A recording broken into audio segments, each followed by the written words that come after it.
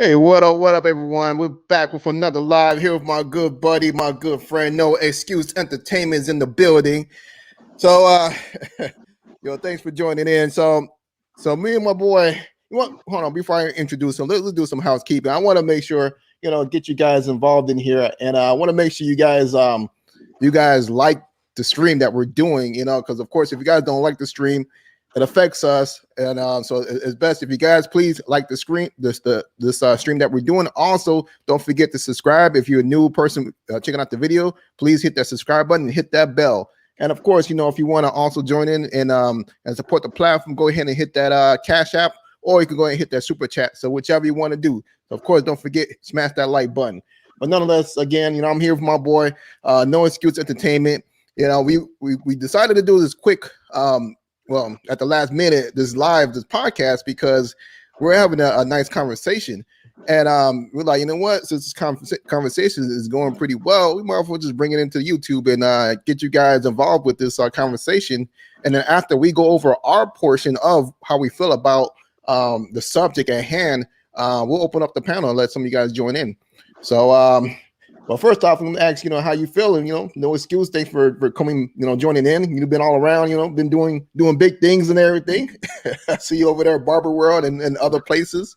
Yes, sir, man. I'm doing all right, man. Just winding down, man. About to get back to work soon, so I'm just enjoying my freedom, man. until I get back to the daily grind. Nice. Yeah, man. I know what you mean about enjoying the freedom, man. Shoot, I'm trying to get that. I'm trying to be like you, man. Yes, sir. Yeah. So all right. Well, let's jump into this, man. So the reason being for this, we're gonna go over Colombia versus DR, and this isn't the typical talking about Colombia and DR and just focusing on the women. What we want to do is we want to focus on the culture of living, dating, and investing in both countries. So we want to look at the similarities and the bad things that could happen in each country. And of course, we want to do it from the perspective of a black male trying to build or do something out there in these two countries. So I guess what I want to start off with is like talking about the culture. For a brother that's looking to do something in these countries, and and of course, my boy No Excuse, he has so many great things he actually brought on the table that he was talking about. And one of the things that I brought up to him, I was telling him that for being I guess a black guy going to these countries, you gotta learn to assimilate to the culture that they have there, and that's key to enjoying your life and to be fruitful and so forth, because a lot of times, a lot of brothers, they'll go to these countries and, they will not change their matrix mentality. And a lot of times is that what they'll do is they don't want to assimilate to their environment, such as the music that is there. I know one of the things that we spoke about offline was like, for example, the music in Colombia, which is, a lot of brothers are not going to be easily or even enjoy a lot of that music, a lot of that Latin music, because we're used to a lot of more of the hip hop and things of that nature, or jazz or whatever. And of course, we got reggaeton, in these countries, but of course the staple traditional music is a bit different. But that's one of the things that I wanted to bring out, is that we definitely going to need to learn to assimilate to these countries, so that you'll have a better chance of enjoying yourself, as well as having partnerships and dealing with people, relationships and things of that nature. So how you feel about that? No, I definitely agree, man. I mean, culture is important. Every country has its own culture. You have to adapt. You have to study. You have to understand. Um, different places you move, because every place is different, even though you may see some similarities. And it takes time. It takes time. It takes money. It takes listening to other people, experiencing the things like that. Um, one of the things that prompted me to kind of want to have a discussion, because someone reached out to me and it was like, "Hey, man, you've been to a lot of places. You know, a lot of people have been to, you know, DR and Colombia, for example, but I want your perspective because you've been to other countries, um, you know, more, you know, different places that most haven't been. So he asked my point of view from a world concept and not just based on my experience going to those two countries. Also, comparing those countries based on a broader understanding of you know, international travel, and so you know, culture and things, which we'll dive in. You know, what I mean, it's very important to understand. Yeah, yeah, and I do definitely agree with that. You know, and also another thing that I wanted to throw out there is that you know, a lot of us, a lot of those brothers that are traveling out of the matrix, we're trying to, you know, change the environment or change, you know, the type of people that we deal with as far as relationship, as far as women. And you know, one thing I wanted to tell brothers is that you know, you go into these other countries and you got to change your mentality. You cannot continue on with your American mentality of the culture that we have, because I know a lot of brothers will leave and live in another country, but they still bring the American mentality. And what happens is that, you know, we're leaving the women, we're leaving the culture from America, and it's like you're enjoying the fruits of what's out there, the different type of women, the way that they operate, the way that they treat you, and so forth. And the problem is that if you're bringing in the American culture to them, you're actually changing that woman, and now you're back to square one. You're basically just did exactly what you ran away from, and just created the same thing with that woman, because you know you don't want to assimilate to that culture of that country. And I think that that's key for brothers, you know, for people to know that, hey, you know what? If you're going out there, assimilate to that culture, make sure you get a grasp of it, and don't try to change the person that you're with, because you know that's going to affect you, and you will be right back to, you know, the same situation of what you left. You know, which doesn't make any sense. Yeah, you're right, man, and also, um, you know, a country like Colombia, you know, a lot of the Colombians, you know, they don't want to see, you know, they don't want to see a growth in feminism. They don't want to see a growth in um, entitlement, because Mhm. you know, when you bring more money and more resources and more splurging, you know what I mean, to the environment, like you change the women, now they feel more entitled. You know, you see more and more women now in Latin America, you know, they say, you know, I have more value, I value myself. You know, women, which women should value themselves, but now they're raising the bar based on what the most, you know, splurginess, you know, foreigner has done, and they're putting that Yeah. expectation on their local men, and now now you create tension because they don't want to do business with you, or they want to slow down the penetration of foreign investment, of foreign tourism, or foreign, anything. And so, not that, whether it's violence or making things harder for you, is not, it may not be directly tied to what we do, but I mean, some of that we are bringing on, we are bringing on ourselves, because they don't like that their government is allowing more and more American influence. Yeah, you know what? And that's one thing I did want to talk about. Since you brought that up about the xenophobia, because we know that in Colombia, from what I've noticed, especially in Medellin, is that when it comes down to doing business, they're pretty apprehensive to allowing outsiders coming in and to do business, to buy up stuff, and because of the fact that they don't want to see a change in culture, they don't want to see a change in all the stuff that they do. So I know that brothers have issues. They say that they usually have issues because of the dealings and the problems that goes on in Colombia. But one of the things is that if you ever get a chance to listen to some of the people, especially on the street, some of the stories, they'll tell you that they're getting upset about gringos coming over, and they don't want to change their culture. It's kind of like the same situation as, let's say, for example, here in the United States, how a lot of people are like, you know what, we got all these Hispanic people coming over, and we don't want to learn Spanish. Why am I going to learn Spanish for? This is America. We speak English. So it's kind of like the same thing down there. They got their nationalism.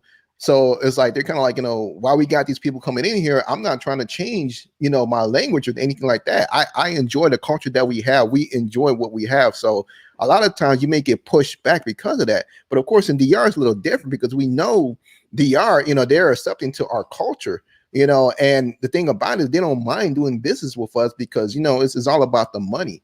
The funny thing is Colombia is a little different, how they operate. And sometimes it's even hard to even determine what it is. If it's because someone needs that quick cash right now, or is it because, because of culture or whatever. But, that's just something that I've noticed or so. But you actually have more experience dealing with a lot of things on the business side. Let me know, I guess that you would tell me a little bit about, some of the things that you dealt with or some of the pitfalls you ran into Colombia. I don't know if you want to share some of that. Oh yeah, definitely. You know, I was a very big advocate on buying real estate, investing in Colombia, because yeah, it's cheaper than the U.S. As an American with American mindset, investor mindset, you see opportunity in these third or second world countries. Some people don't like that term, but you understand what I'm saying. Yep. In weaker exchange rate countries, I'll say that there's opportunity. Um, and I came across a couple of opportunities. One opportunity, the paperwork was not right. It was an owner that tried to sell me some land, and basically, when I had a realtor look over the registration, it was one big lot, but they were trying to sell me a piece of that lot, which wasn't registered. And then also there was a lien. It was a lien, a tax lien on it. And then it was another project that I was paying monthly on, and it went south because of COVID, because people stopped making payments. It was in pre-construction phase, so they were trying to raise money, and so I had to, fortunately, I got partially reimbursed. Partially reimbursed. They took a lot of fees that was never in the contract, so they basically found a way to give me less than what I paid. You know what I mean? So I just, I took that as a loss. But overall, and I'm just gonna use my example going to like South Africa, for example. That's I would say first world developed. They have, I mean, they have administration to like buy land and buy real estate.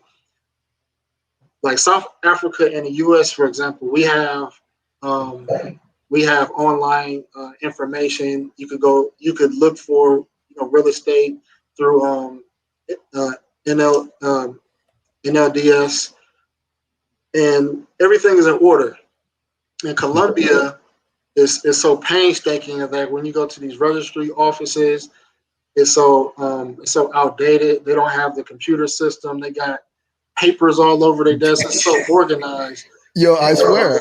you know how the notary is, right? Yeah, that's all they do in the notary is all about paperwork. And I be sitting there like even from doing my marriage license to everything else, like everything is paperwork, and I don't understand why they operate that way. Even when I went like just over the weekend, I went and opened up a checking account, and it's all paperwork. You know what I mean? Even though they're using computer, but they still doing things like holding on to paperwork, and it's like, why are you doing this? This is like back in the 1990s, 1980s. Why are we working off like this or so? So I feel you about the paperwork. It's crazy, man. But ultimately, even in DR, they don't have this. But you have to have land administration and land registration, like in order to really be able to buy and sell and properly deed certain property. So in Colombia, they're just not ready yet. They're not ready to sell property on the commercial market. So you got a lot of private sales where you have to do a lot more research, and then and then you don't really have the government agencies to protect you with a purchase from beginning to end. So overall, um, doing real estate, which people have done, either they overpaid, you know, to get it right, or they got screwed. You know what I mean? So I just don't invest in no. I just don't tell guys to invest in Colombia for real estate no more. You know. Okay, yeah, I could definitely understand that. But first off, let me let everybody know once again for those of you guys that are actually joining in that we're going to open up the panel a bit later once we go over our main point topics that we wanted to touch on. And then also let me say what up to a couple of people that came up in here from Howard Cooper. What up? What up? Thanks for coming in. Same thing for Stoic. Thanks for coming in. Of course, my favorite, Captain Saberhold, man. I love it whenever he come through with that name. We got Jason. What up? What up? We got SJ Clyde Baines in the building. What up? What up? I'm sorry, man. I can't drop bombs. Something's up with my audio. I just got in and this is my first time doing something, and I haven't had a chance to really, tweak everything for my travel. So, I can't make any sound effects right now, and my audio is horrible. So, just giving that up. And what up, Nabi? Thanks for coming through, man. Definitely appreciate it.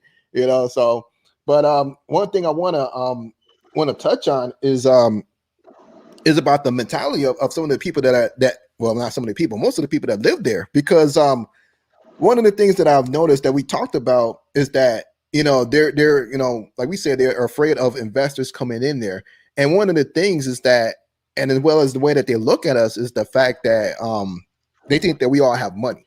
Most of the gringos coming in there, because how most of the the dynamics of most of these countries, they only have the poor class and they have the rich class. You really don't see a middle class. If there is a middle class, is there's only a few of them that actually made it to that level. You know what I mean? And a lot of times when we're dealing with a lot of the people out there, especially doing with these businesses, they see us traveling back and forth. Their mentality, they're really thinking that we're rich, and not understanding the fact that we're middle class. A lot of us middle class, or even a little above middle class, upper middle class. But a lot of times they think that we could just do what we want with the money, and we already know it isn't so. I know that from what you were saying. About the no excuse. We had this conversation. And one of the things that we touched on, we were talking about sometimes dealing with the women, as far as providing, like, for those of you that may have a girlfriend, living girlfriend, whatever, or just dealing with a woman, or even if you're doing something, for entertainment wise, whatever, one thing you got to remember that, a lot of these women mentality, they're like little kids. A lot of times is that whatever money you give them, well, here's a good example. I would say that I was telling him about earlier, is that in DR, most of the ones, the people that be on the street, the women and so forth, if you ever notice that a lot of them will keep doing their daily jobs, every single day, every single year, even as they get older.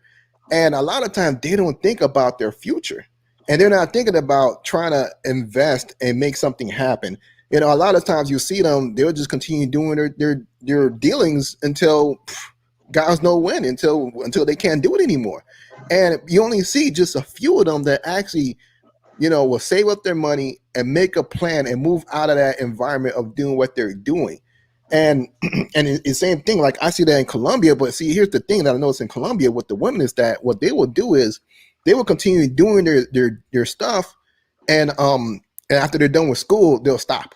Or after they find that one person that will take care of them, they'll stop. You know what I mean? But at the end of the day, well, of course, well, one thing is, of course, I would add that you do have those few that like to do it as a career, as a full-time career. We're negating, we're not even adding those into the mix. We're talking about those that's not what they're trying to do. They just do it for the time being, trying to make some money, whatever. And that's just the whole situation. So what's your take on that? Yeah, man. We had discussed a little bit about this earlier, man, and you had a good nugget, man. You was just like, you compare giving a lot of money to like a child at one time, and you give a lot of money to a child, and they spend it all up, Yep. and they don't see the value, they don't see the management, because they're not used to having it, and that's kind of what we experience, man, when we give money or gives lots of money, or if people or women in these countries experience getting a lot of money that they're not accustomed to, the quicker they get it, the quicker they spend it, That's facts. until they grow up and get it and realize the value. But you don't really realize it until you start making your own money. And also, you had touched on already. I have brought up the middle classism, because I was thinking a lot. I was like, man, like, why do people look at us? One, a lot of us look at us as Americans, whether black or white. A lot of them would say we're cheap compared to other foreigners that visit. Yeah, European dudes, they be going wild. Middle East. They'll say we're cheap. They'll say that you could travel. I don't see why you can't do this or do that because you're able to come here. We're not able to travel like that. Not all Americans are able to travel. And it took me a while to understand, like, why do they think we're rich? Or why do they have this rich perception? And what I realized was that America has one of the, I would say, the largest middle class. We have like the largest middle class, population in respect to different countries. These countries that we frequent, they really have they have poor people or people with money. They don't have a middle class.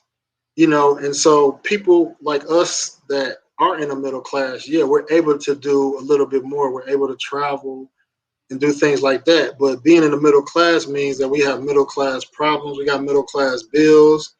And so we have to manage our money. So I think that they don't understand that middle class people can still do stuff, but they can't do too much, and that's something that maybe they need to be educated or aware of as well.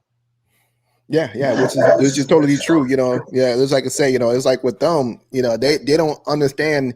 They're stuck in their own bubble environment of what they know. You know what I mean? And for them, it's like either you're poor or rich. Just like we said, just like what you were saying, and it's just the fact that they don't have that knowledge sense. If you ever notice, like a lot of the people that you talk to, the ones that are like uneducated, especially the ones that are uneducated in these countries, they have a small, minute thinking of the world, and a lot of times they think that the world is just what it is from what they've experienced, and they don't have that broader mentality of being global, thinking outside of what they know. And it's just the funny thing is, even we do the same thing in the States. A lot of times you'll see brothers that they only think of the world of the United States. Yeah. And that's all you see. And a good example in one of the groups, and I think that the brother line had been trolling, whatever, but we were talking about sports. I don't know if you've seen this. This is in one of the groups, and we were talking about soccer because the whole big thing about soccer going on. And for me, I'm not a soccer fan. Like, I know about it. I played it before. Nice sport, whatever, but I just can't watch it. That's just not my thing. But I would do it, if I'm in these countries, because I know that's what they love. Especially Colombia. Soccer is big in Colombia. We know that. Baseball big in the DR, whatever. But one of the things that he was saying was that he was like, soccer is not that important. It's not that big. And he was like, well, compare, because the United States, we have whatever we do is the biggest thing. And I'm like, what are you talking about, man? Soccer is like one of the well-known sports that's out there in the world. The poorest of the poorest can play that game because all you need is just a soccer ball. That's it. Right. If you gotta, can't everybody have a basketball court in their area? That's not, that's not big. That's not privileged, but they could spring up a soccer court. They could do that. What I mean? So that's just one of the things, just as a example, I could actually prove that, that's out there of the situation. It's like, a lot of times we got to broaden our horizon. And that's some of the things that we run into as well, especially dealing with our people in the matrix as we come back and forth, from traveling. We gotta talk to them, and they're trying to bring us down and trying to scare us from traveling, things like that. So yeah, so I'm sorry I went off on a tangent right there, but yeah. So but I wasn't sure if you had anything more else that you wanted to talk about or so. Well, I mean, in regards to culture, before I kind of go into, my differences between Colombia and DR. You remember we had a conversation about, your wife, my fiance, us getting them to travel to different countries, and like the BS they go through from traveling. So I'll just kind of share, just things that, like, my fiance, went through a couple of times. So, I flew her to like Dominican Republic to meet me out there from Colombia a couple of times. And just, it was one instance where Viva Air. She was horrible airline. she she was like 40 minutes before check-in. They wouldn't even let her check in. Like they got like a hard 45-minute cutoff to check in, and she was like 40 minutes. They wouldn't check in, and and when I travel, we've traveled out the country together, and her by herself to meet me. And when I'm with her, things go smooth. Of course, things go smooth.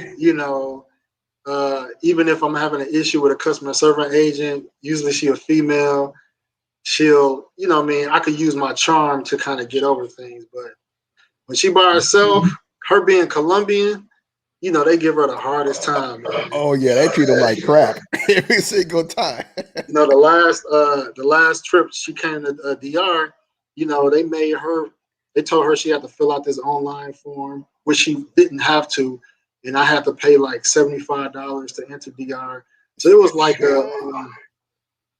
I would say a scam website. I don't know why the airport told her she had to do that. And then, they gave her an issue with bringing on bags, Yeah. and, like I felt bad because I wasn't there to like walk her through it. And she really didn't know how to talk to him or finesse the situation. And so, that's just, dealing with airports and things in like Colombia, for example, even in DR. When she came back from DR, she almost missed her flight, and she was at the airport 3.5 hours before departure time. I'm like, what is going on in DR? It's so unorganized, the airport. But that's just some things you gotta consider as well, man. The immigration is horrible, especially in Santodomingo, man. That is horrible. They still use paper and pen, when it comes down to coming in and going out. So that's one thing I don't understand why they even do that. You know what I mean? But you know what? Before I get on talk about my experience with Viva Air and the whole Mexican, let me address the super chat from JJ. He says, just found out a chica in Colombia can get common law marriage in less than a week just by cohabitating. No bueno.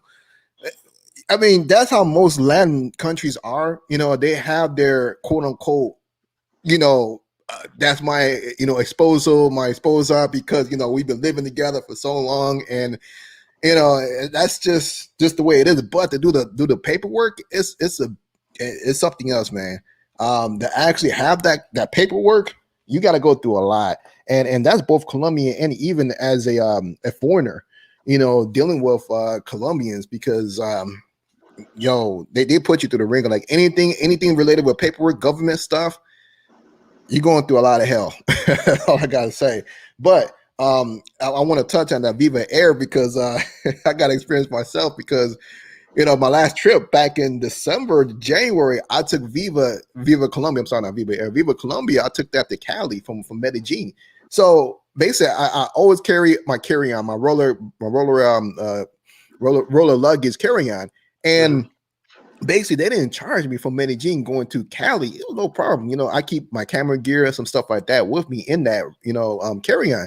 I don't want that stuff to get messed up. So on my way back, Viva, when I'm checking in, at least, to get to the flight, I'm at the first counter. They're like, you know what? We're gonna have to charge you for that. We got to check in that luggage. I'm like, what are you talking about? I flew in with this luggage as a carry-on. What you mean I gotta check this in? So she's like basically being adamant that, you're gonna have to check this in, blah, blah, blah, because of the fact that, that's just not something that, we will allow you to carry on. I'm like, well, you know what? If it comes down to it, I will pay so that I could carry this on to the plane. I'm at that point. I'm arguing with her like, I'll just pay just so I could carry it on. And, she was just like going back and forth with me. And finally, she was like, you know what? Just go, go talk. Like when you get to the gate, my manager is there and he will allow you to, to take, he would decide whether if I could take it on or not. Cause I was telling her that, if you want to be responsible for the gear that's in here, I'll put it on, put it in writing that if something gets damaged, you guys will be, held accountable for that. She didn't want to do that. So she allowed me to go to the gate. And finally, when we went to the gate, he just looked past me. I'm like, whatever, I'm taking this on a plane. It is what it is, whether I pay for it or not.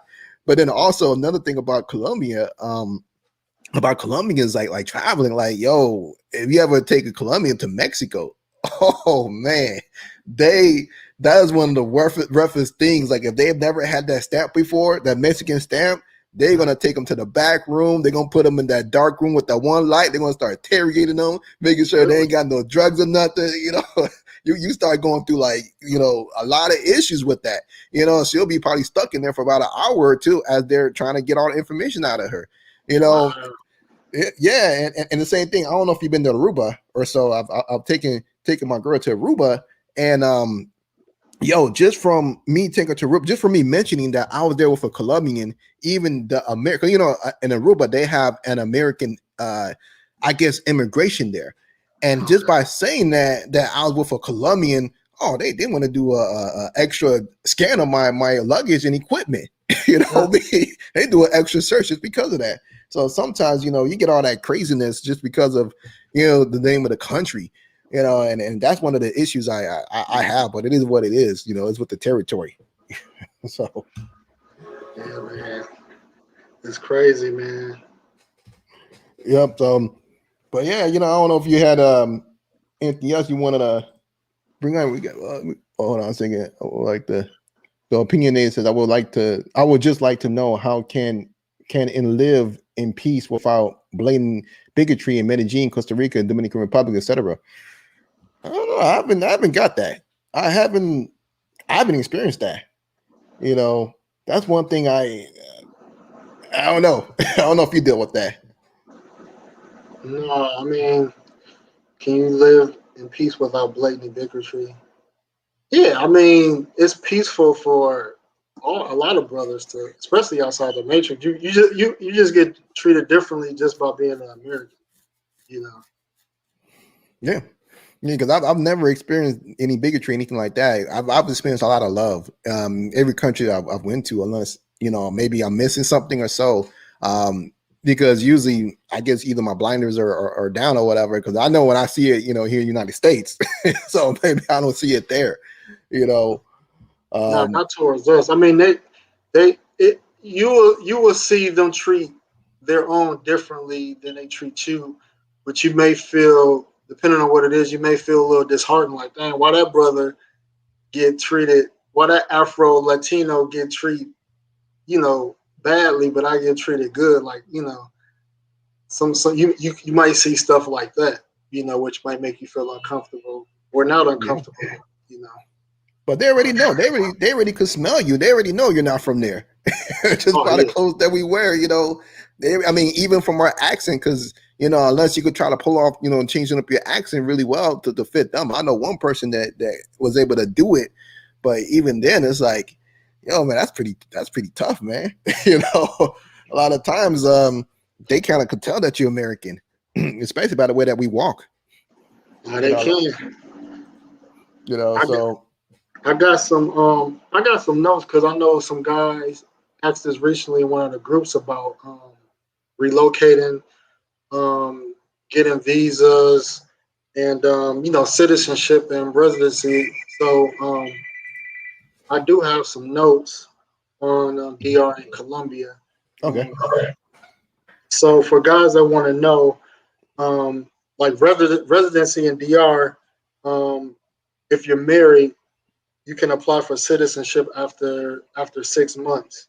Um, Married for 6 months, or you could apply for citizenship after being married for 6 months. Women, like foreign women that marry Dominican men, they can apply for citizenship right away for whatever okay. reason. But the men, foreign men that marry Dominicans, they have to wait 6 months before they could apply for citizenship. And in DR, you can't get citizenship just by having a child there. It has to be citizenship through marriage. Um, in Colombia, um, whether you're married or have a child, um, you must be a resident for 2 years before applying for citizenship. I know somebody brought up common law marriage.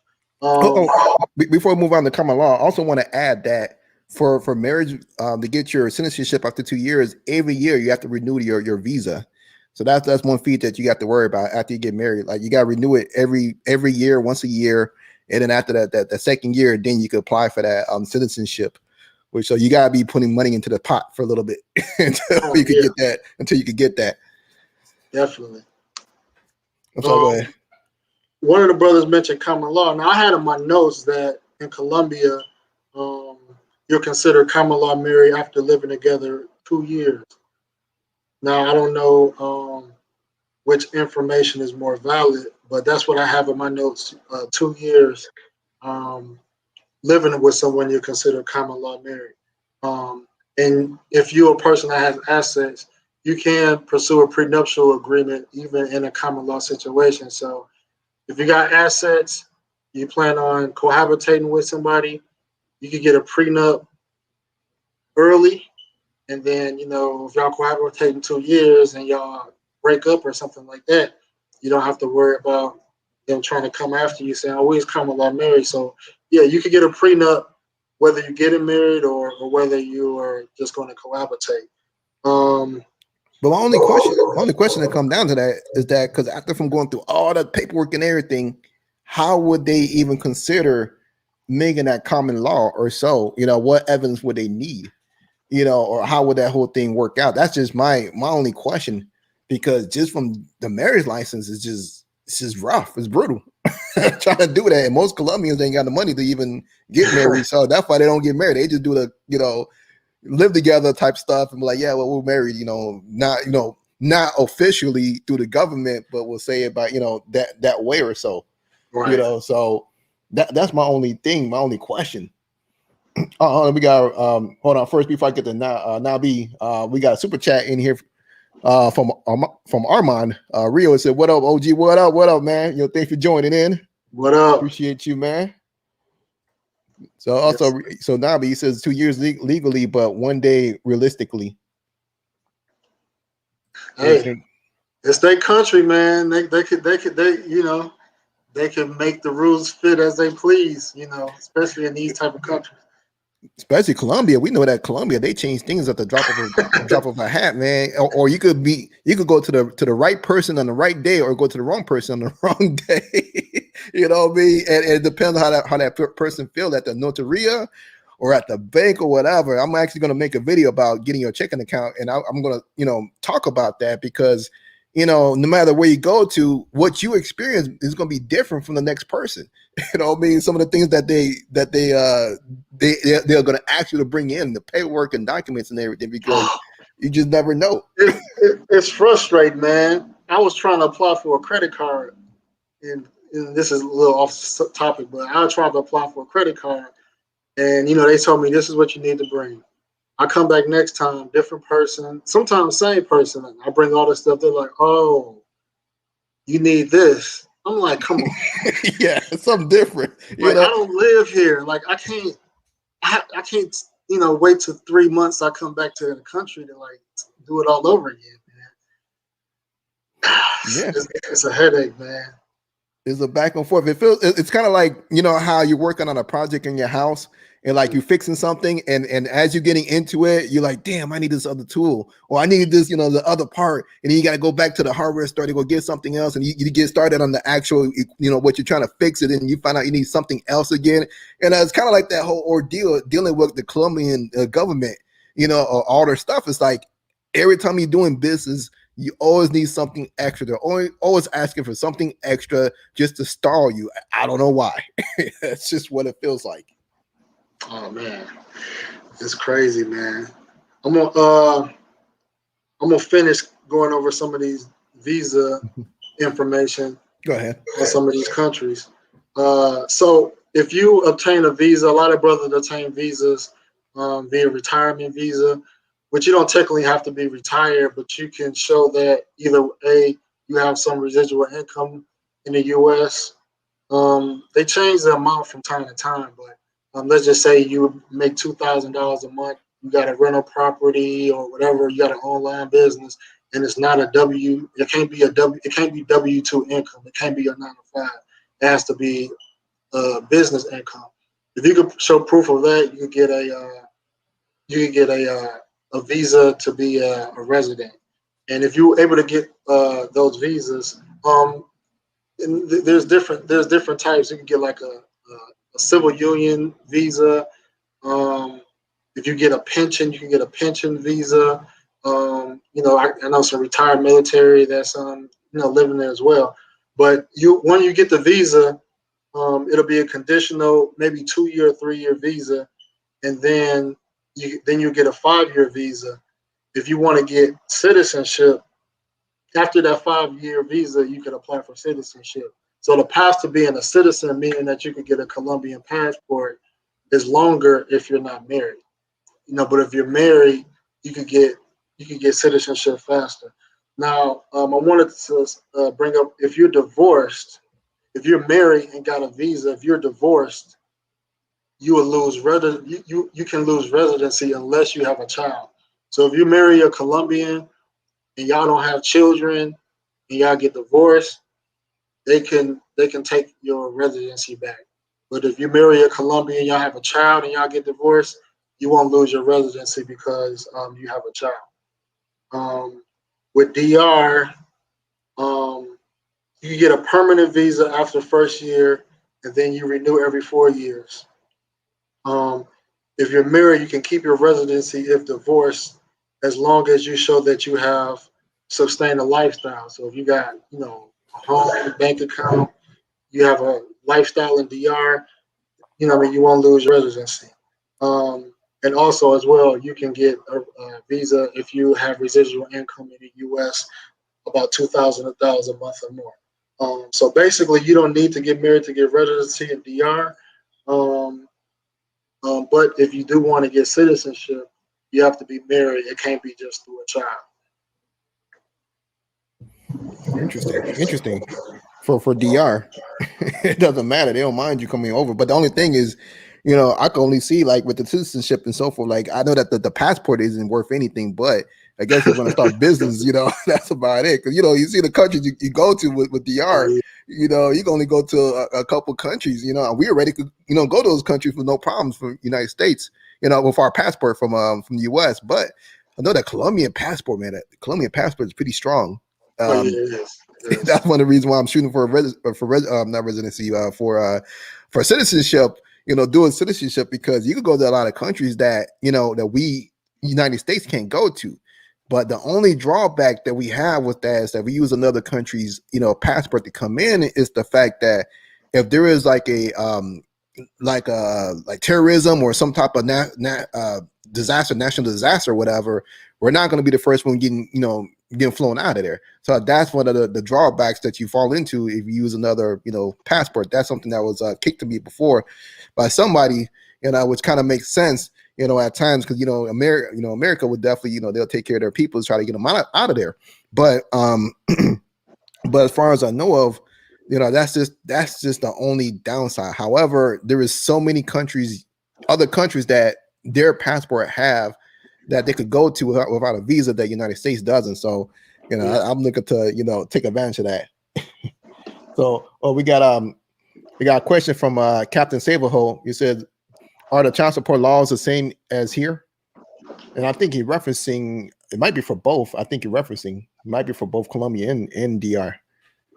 No, it's not. Child support enforcement one isn't the same. Yeah, they have a child support system, but it's a small percentage of them even either get it or even pursue it, because it's a new concept really in those countries. And DR, I hear about it a little bit more because you got wealthy Dominican men, they get divorced from Dominican women, and they figure out something in the court system, things of that nature. But just like the U.S., if a dude ain't got no money, ain't got no job, putting them on child support is useless, and women is not going to even waste their time trying to. You can't track down a deadbeat dad in DR. Good luck on trying to. They don't have no mail. They don't have no mailing address. Yeah, DR. Oh, the address in DR is horrible, man. Good luck trying to find, even using Uber Eats and stuff like that, man. It's horrible. At least I'm happy that Colombia is pretty good. I'm glad that with Colombia, their street addresses and everything is a lot better. However, it's small as hell seeing the street numbers, but you're able to. I'm sorry, the address on the actual houses, the numbering is pretty small, but nonetheless, they still able to maneuver, get mail and things like that. Which is actually which is good. So Yeah. let's see. We got Yusuf. He said, "What up, fam? What up? What up? What up? What up? So we got right here. We got Nabi says we are talking about how long it would take to hold the man responsible. Not sure which one that one's referencing, but let's see what else here. We got Johnny Flacco. What up? What up? As it now we see, I don't think everyone here is on one accord. No real deal. Okay. Oh, we got right here. We got opinionated USA passport holder since 1988. Yeah, man. Hey, represent. Being represent. Yeah, I've been out there as well, holding on to mine for years. Since I was younger. For me, I've been traveling since I was actually like 6 years old with my family. Doing family trips, and from then on, once I got older, I started doing my own travel. I had to renew it myself and do my thing. Oh yeah. Just in case anybody is curious, when it comes to family courts, whether it's child support or alimony, in DR and Colombia specifically, it's on a smaller scale. If a woman is educated and knowledgeable, and you get her pregnant, let's say in Colombia, if she has the means to get a lawyer and to get you in court, yeah, she can, get some type of order for, let's say, child support. Um, I wouldn't really, the amount really don't matter because it's people paying in the U.S. paying $100 a month, and so you could be paying $100 a month in Colombia for child support, which may feel, which is subjective on if that's enough money or not, but it's possible if the woman is educated, has the means to get an attorney, and is knowledgeable, which most are not. And then also, the U.S. doesn't have a treaty with Colombia and DR with child support. U.S. has a treaty with Brazil. So if you get a Brazilian woman pregnant, she can contact the United States and get a child support order on you. So what about I heard about for DR and in New Jersey, the state, the New Jersey has a treaty or something with DR that they're able to, if DR would the request for someone to pay child support, that they're able to keep them on the hook or so.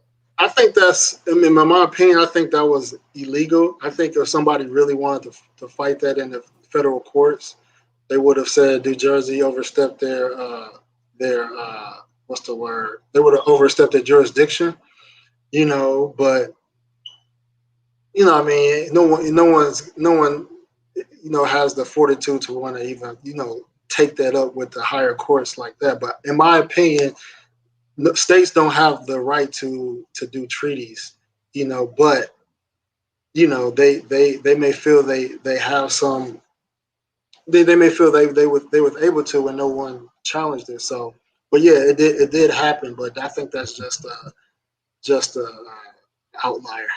Yeah, just that one. Yeah, Just don't be from New Jersey, then. exactly. Yeah, don't have residency there. So yeah, man. So we also have Nabi, he said child support can be agreed upon by the couple. Also, we got I'm doing that now, especially with my the mother of my youngest that's staying with me. So Captain Sabo, he says, I want to go to Johannesburg to see some sisters, but I'm scared of the crime rate. Passport Heavy got robbed there, but he was actually out there. So how did you feel about walking around Johannesburg and so forth? No, I mean it is dangerous. I had a homie that was out there 2 weeks ago, and he got robbed for his phone. So I know about at least a handful of men, directly or indirectly, that's either been robbed or crib broken into in Johannesburg, and it does look very. You can see how dangerous it is, and when you're there, you can see, is men, is men always walking around. It's you don't see a lot of females out because it's not safe for them.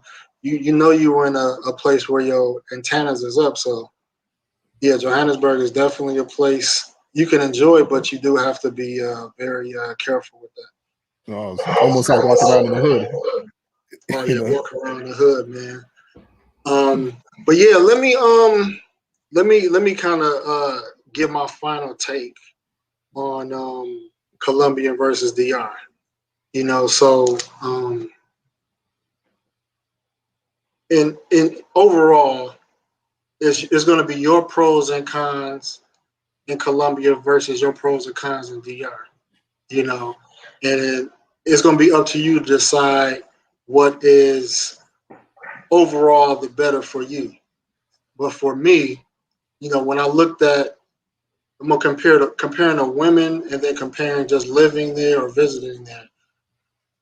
When it comes to want to live and invest in Colombia, they don't have the infrastructure as far as buying and selling land.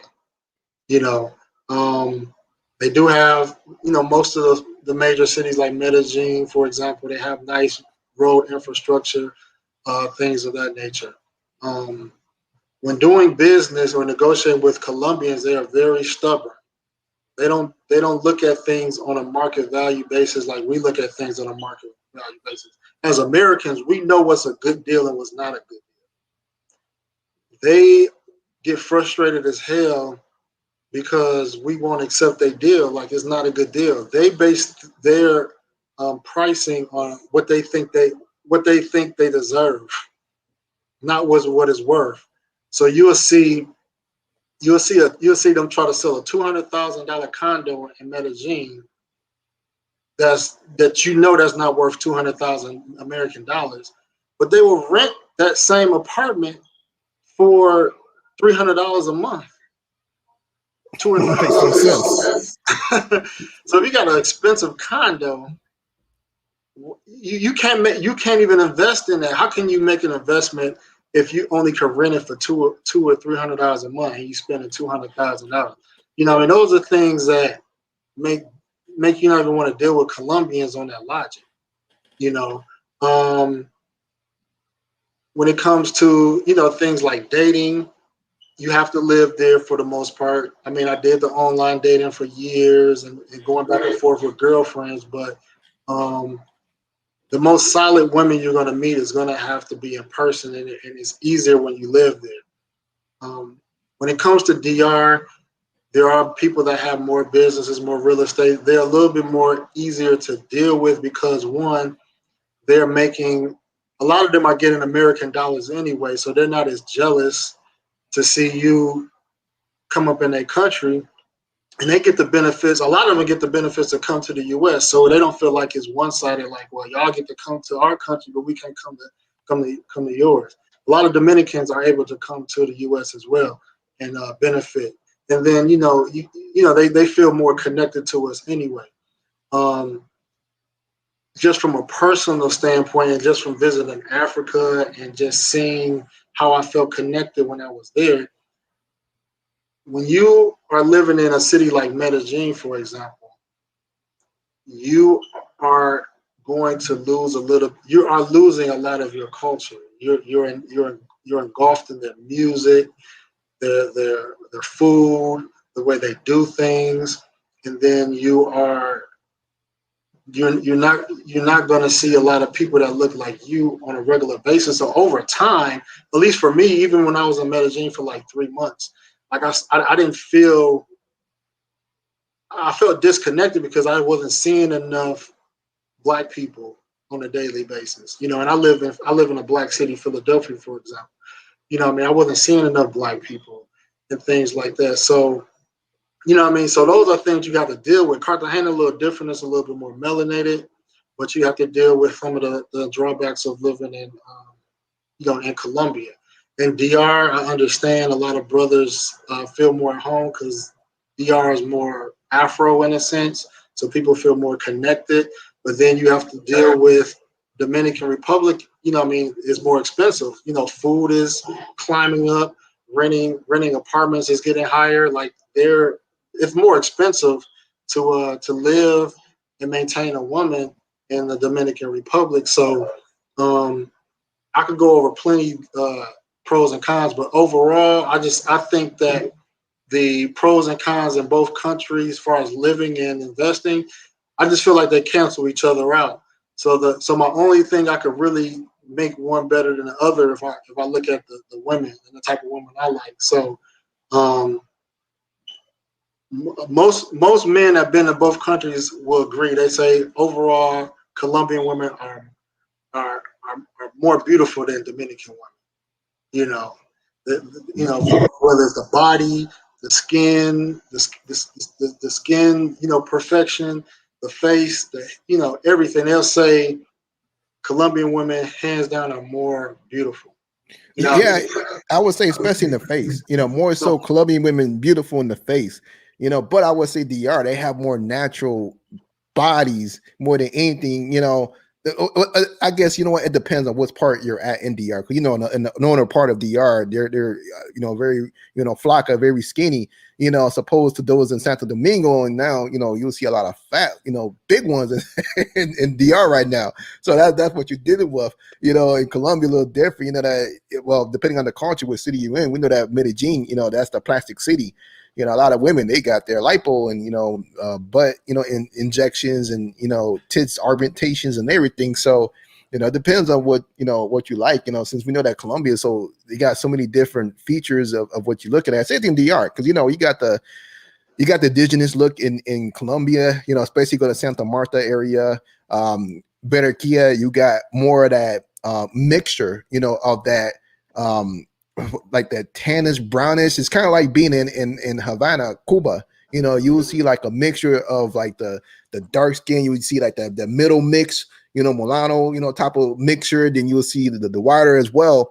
As opposed to how Cartagena is. You see a lot of afros out there. Same thing in Cali. You see a lot of afros. So it's like each region is different. But of course, in DR, you got the different look as well. You got the Santiago, you got the light skinned looking, Dominican, Santo Domingo, you see it all over there, so it all depends, they got that different, shape of body and so forth. So yeah, man, but I'm sorry, go ahead. No, I mean they do. And so when I was kind of breaking down like the women, let's just say there's a consensus that Colombians have prettier faces overall. And Colombia includes Venezuelans as well because a lot of Venezuelans live in Colombia. So, and I feel like Colombian women are one of the most beautiful women in the world. So then, me going to Africa, seeing, in my opinion, the best bodies I've ever seen in Africa, and then going to DR, I feel like DR is like in the middle because DR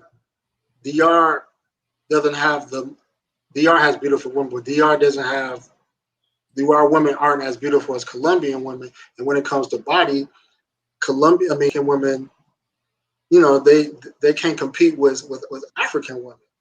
So I feel like with DR, you kind of get the jack of all trades, master of none, And so with Colombia, I feel like Colombian women, in my opinion, can compete beauty-wise with women in some of the African countries that I've been to. So I give the edge to Colombia because I feel like everything else cancel each other out. But when it just comes to what I feel is the more attractive, and I'm not talking about the white Colombians, I mean like Afro-Colombians, mixed, all of them, Venezuela. It's funny thing is when it comes down to Afro Colombians, I think the Afro Dominicans look better than the Afro Colombians. To tell you the truth, that's just me. Cartagena got the same. A lot of them got the same skin tones as Dominican Republic, and I seen the finest ones I seen was in Medellin. Like I wish you had some pictures you could post, but I've seen some because you got to factor in the body too. Like not only they're gonna Yeah. be creating a face, they're gonna have the hair, the body. So it's just for me. My final take is Colombia beauty is what separates them. You know, what I mean, they all got their BS, but at the Yeah. end of Jealous of the what? day, It depends on which jealousy you want to deal with. You want the Dominican jealousy that she want to cut you up and she gonna talk a lot of crap to you, or you want the Colombian jealousy that she gonna whine and cry at you. And some of them are crazy, but depends which one. I know. Yo, I gotta say this one thing. You know what? I agree wholeheartedly with what Captain Saberho. Those damn mosquitoes. I swear to God, man. Yo, I have went to the DR just recently. Been a minute since I've been there because I've been going everywhere else, especially Colombia. And Colombia, we don't gotta deal with those mosquitoes, man.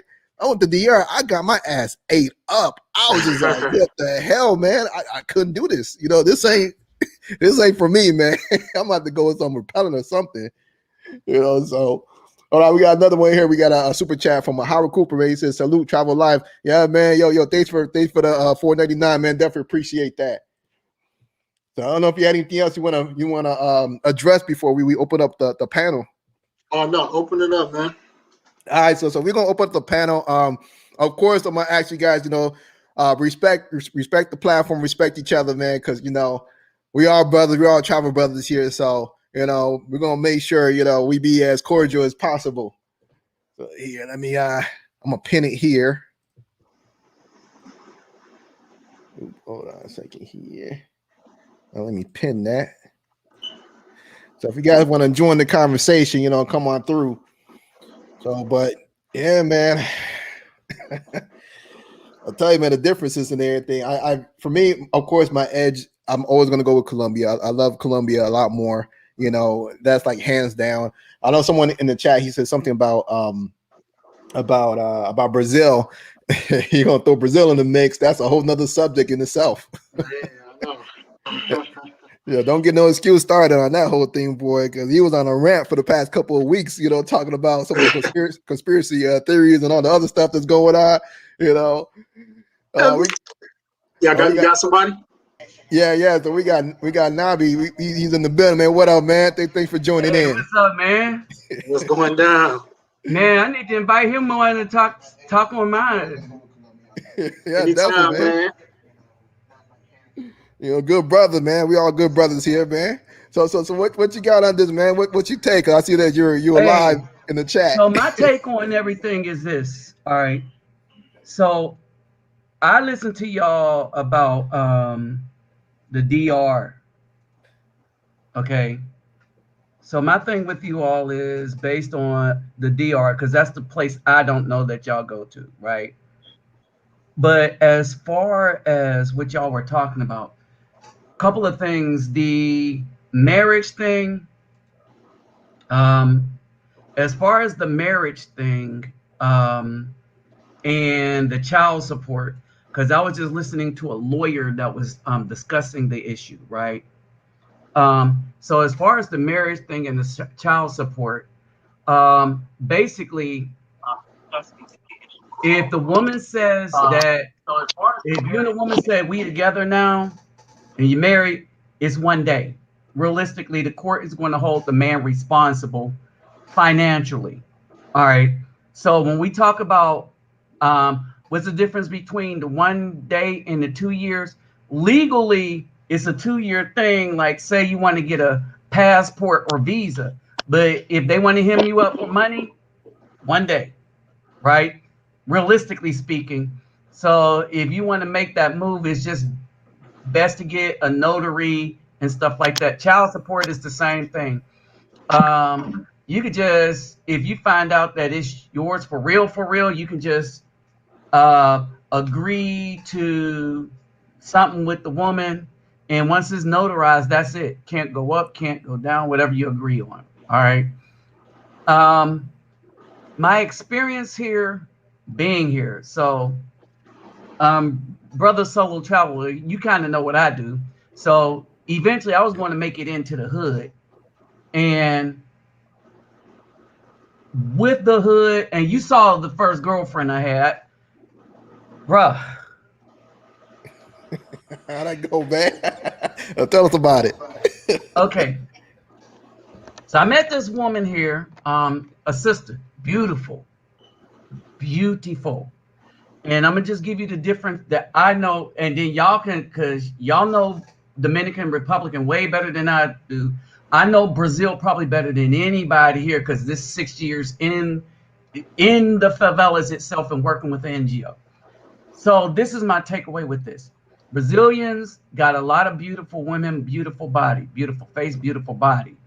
Hands down, a lot of people will say they have the best body face proportion from Brazil, Africa, Colombia, DR. Brazil got it. The thing is, they're not good quality women for long-term relationships. You can Really? catch one for a short-term relationship because their mind is like that. It's like, okay, a week or two, you done. They'll come back maybe a month later, but they don't think future, like you said. What I'm finding out is that the Colombian women are more long-term based when they're trying to get with somebody. Yeah, and that's true, especially relationship, because they do respect the fact that they know that after 30 years old, it's hard for them to find a mate, and they Uh-huh. respect that, because even with my wife, she just turned 31. She's always like all the women, what they'll do is, when they hit 30, they start talking about how old they are. Like they act like they're like 60 years old turning 30, you know. Uh-huh. Yeah, the problem I had, like, all right, did I send you a picture, bro? No, I never got the picture. Man, oh man, I need to send it to you. All right, so basically the problem that I had is I'm attracted to that just I'm attracted to any beautiful woman that like me. So in Brazil, I had a very light one, but I will notice a really dark skinned woman because to me that's it's just beautiful, right? It isn't that taking anything away from any other woman I see is beautiful, but they catch my attention quicker.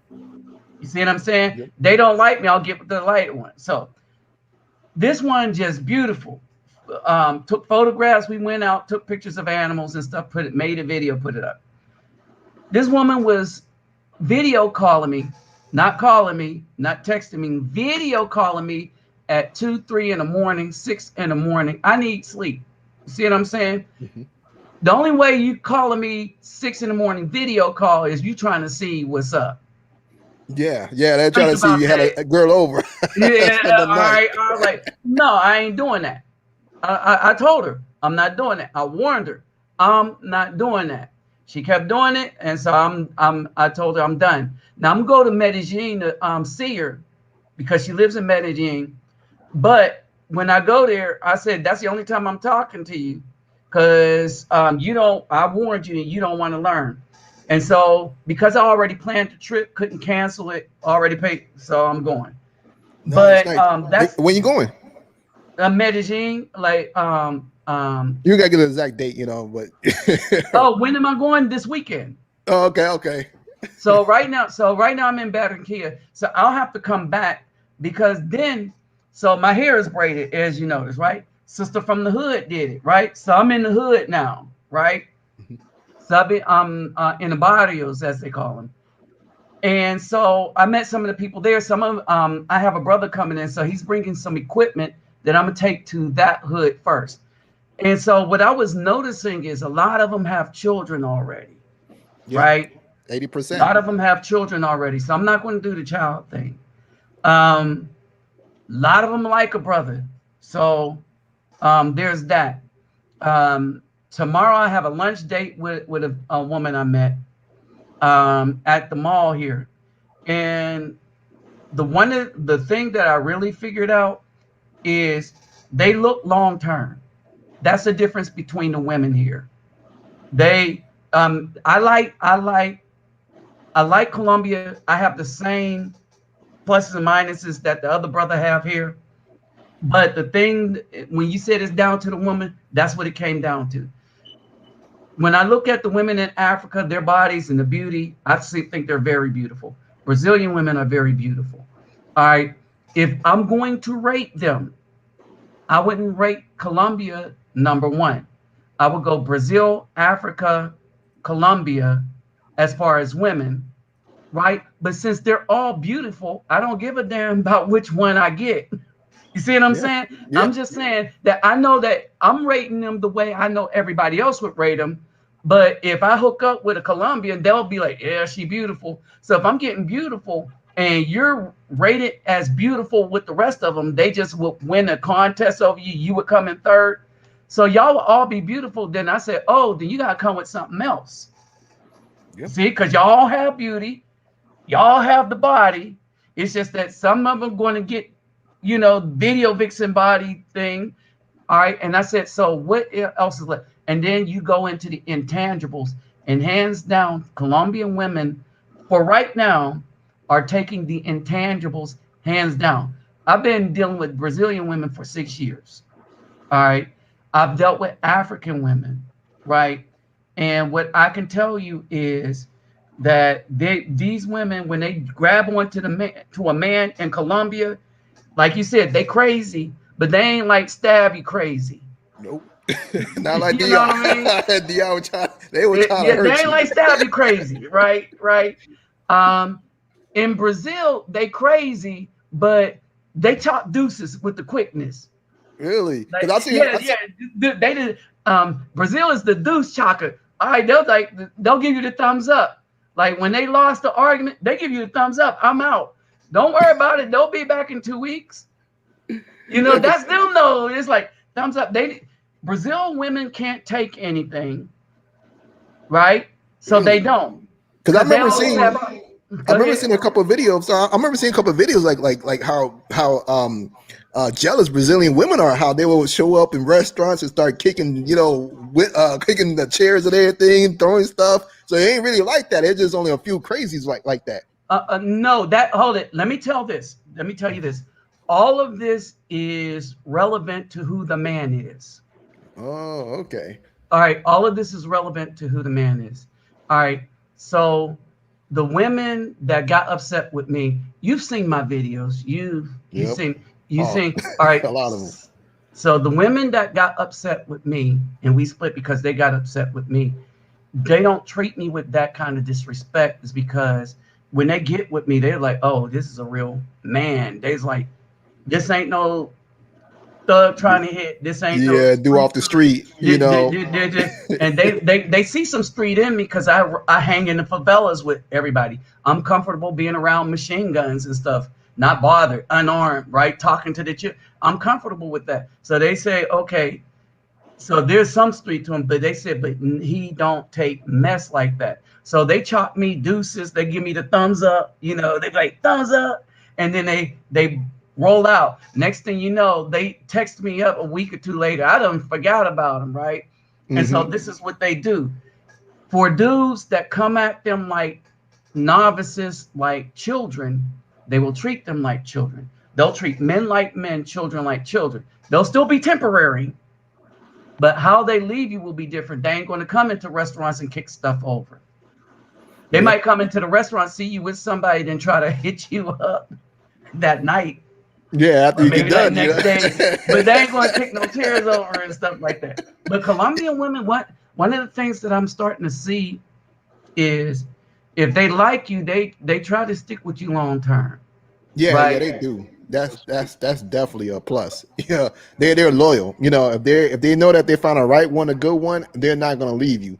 And just to quote one of the YouTubers I love following, which is Yes Jonas. I'm not sure if you guys familiar with him, but he called foreign women as their guard dogs. They are guard dogs. They will make sure that you're okay. And that's not a derogatory. He's not using any derogatory term way or whatever. He's saying that as you're in the country or moving around with them, they will tell you, let you know where are the bad locations, where not to go to, and we talking about the ones that like you. I mean, the real ones. They will be like, hey, don't go here, or we could go here. We'll be safe, or we here a little too long. Let's keep it moving. you know, that type Hey, stuff. the woman. So there was one woman that, and this goes to the flakiness you was talking about. So there was the one woman that was going to braid my hair, flaky, didn't show up 2 days. But the lady that cleans my room hooked me up with the sister that came. right? So we was talking. She's trying to hit me up on the slide too. So she's been WhatsApping me. But when I was getting, she said, "You want to come to the hood?" I said, "Yeah." All right. And so the taxi, right? 10, the taxi was 10 mil pesos. 10 mil pesos. If I would have taken an Uber, it would have been like 50 mil. You see what I Yeah. mean? Or 30. And in driver, now I know what to charge in driver. And I was like, oh, so if a Colombian is with you, it's not going to be that expensive. I met some of the brothers like here in the hotel. So you know me, I make friends with everybody quickly, right? So I met some of the brothers. So they took me on the block. All right. And they took me somewhere and pushed me in. And so there was only one of them. So you know where they took me. They took me down and said, "Oh, we're gonna show you something, man. We're gonna show you." So you know how I get when they going, you know. Yep. And so they pushed me in, and the one dude, he wasn't trustworthy, but the one that's my friend, right? He's like, "I'm gonna take you to meet some women." He's like this. And so he wanted to treat a brother, right? And so when I went down, a beautiful woman, and what the one dude was saying, "Oh, I'll take you to hey, you got 200 mil, right?" When we got there, the woman looked at me, wasn't gonna be hardly anything, you know what I mean? And I was like, "What?" And I really didn't want to be pushed in there, but they pushed me on in there, so what I'm gonna do, right? Exactly. But I mean, and it's like if you meet a Colombian friend, all right, you'll start to see what the real cost of stuff is. Yep. That's true. That's true. I met this one cool Afro-Colombian guy, which one of my buddies had introduced me to. He's a lawyer. Man, he done hooked me up a couple of times. Like, yo, there's some cool people, man. And just people you meet off the street. You know what I mean? Cool as hell. You know what I mean? But yo, I'm gonna check. We got Road Diddy 82 in here, man. Let's see what he got. What's up, man? Thanks for joining in. What's up, fellas? What's going on? Hey, what's up, Rodi? Not much. I just wanted to make a quick comment real quick. I enjoy your show. I've been watching your show for a minute. I'm actually out here in Medellin now. I've been out here for the past 3 months, loving it. Nice, man. Thanks for checking me out. But yeah, I said I love your content, but I see that you have a lot of interesting guests that you have all the time on here, and a lot of these brothers, man. I think you could give us more value to a lot of the stuff that you bring in. Like I see your friend here, No Excuse. I know he's doing big things and stuff like that. You had another brother on the other day that's doing big things. I think you give us a little more value by bringing us like how these brothers got to the place where they could be on the road all this time and stuff like that. You know what I mean? Because a lot of dudes would appreciate that. You know what I mean? I'm here in Colombia for the past 3 months, and it's ways to make money out here, like doing different things. It's crazy. Like I think you should bring that value because I know you got a lot of friends that knows stuff like that. You know what I mean? Because I'm pretty sure a lot of people like to do what I'm doing, living here for like 4 or 5 months at a time. You know what I mean? Yep. And that's definitely that's the reason for my platform, to tell you the truth, is that I want to inspire brothers and people to move around and give them all the tools and information they need to not only travel but also leave the matrix, man. You know what I mean? And that's the biggest thing, you know what I mean? And that's why I'll be having, the guests that could motivate, you guys, especially when I got, motivation, sensational Saturdays, because, I want y'all brothers to be motivated, like, yo, let's leave, let's go. You know what I mean? Yeah, look at the view, man. This is what I wake up to every morning, man. Yeah, that's what I'm talking about. I knew he was a nutty when I say the background. I say, yeah, he in Colombia, man. Yeah, exactly. Let me say this, because I don't know, maybe in the Dominican Republic, right? All right, I'm in Barranquilla right now. I've done my live videos and my videos and stuff, and I'm heavily into the spiritual stuff, the politics, the financial things and stuff like that. I have not had trouble putting up videos. As a matter of fact, they go up quickly. I was thinking like I'm gonna come here, I'm gonna have like Brazilian speed, I start the video, I'll go to the NGO, go to the favela, and by the time I get back at night, it'll be up, Yeah. Or you put it up at night, go to sleep, and in the morning, it'll just be finishing. Oh, here, like, they 12 minutes, it'll be, I was like, oh, so they're now.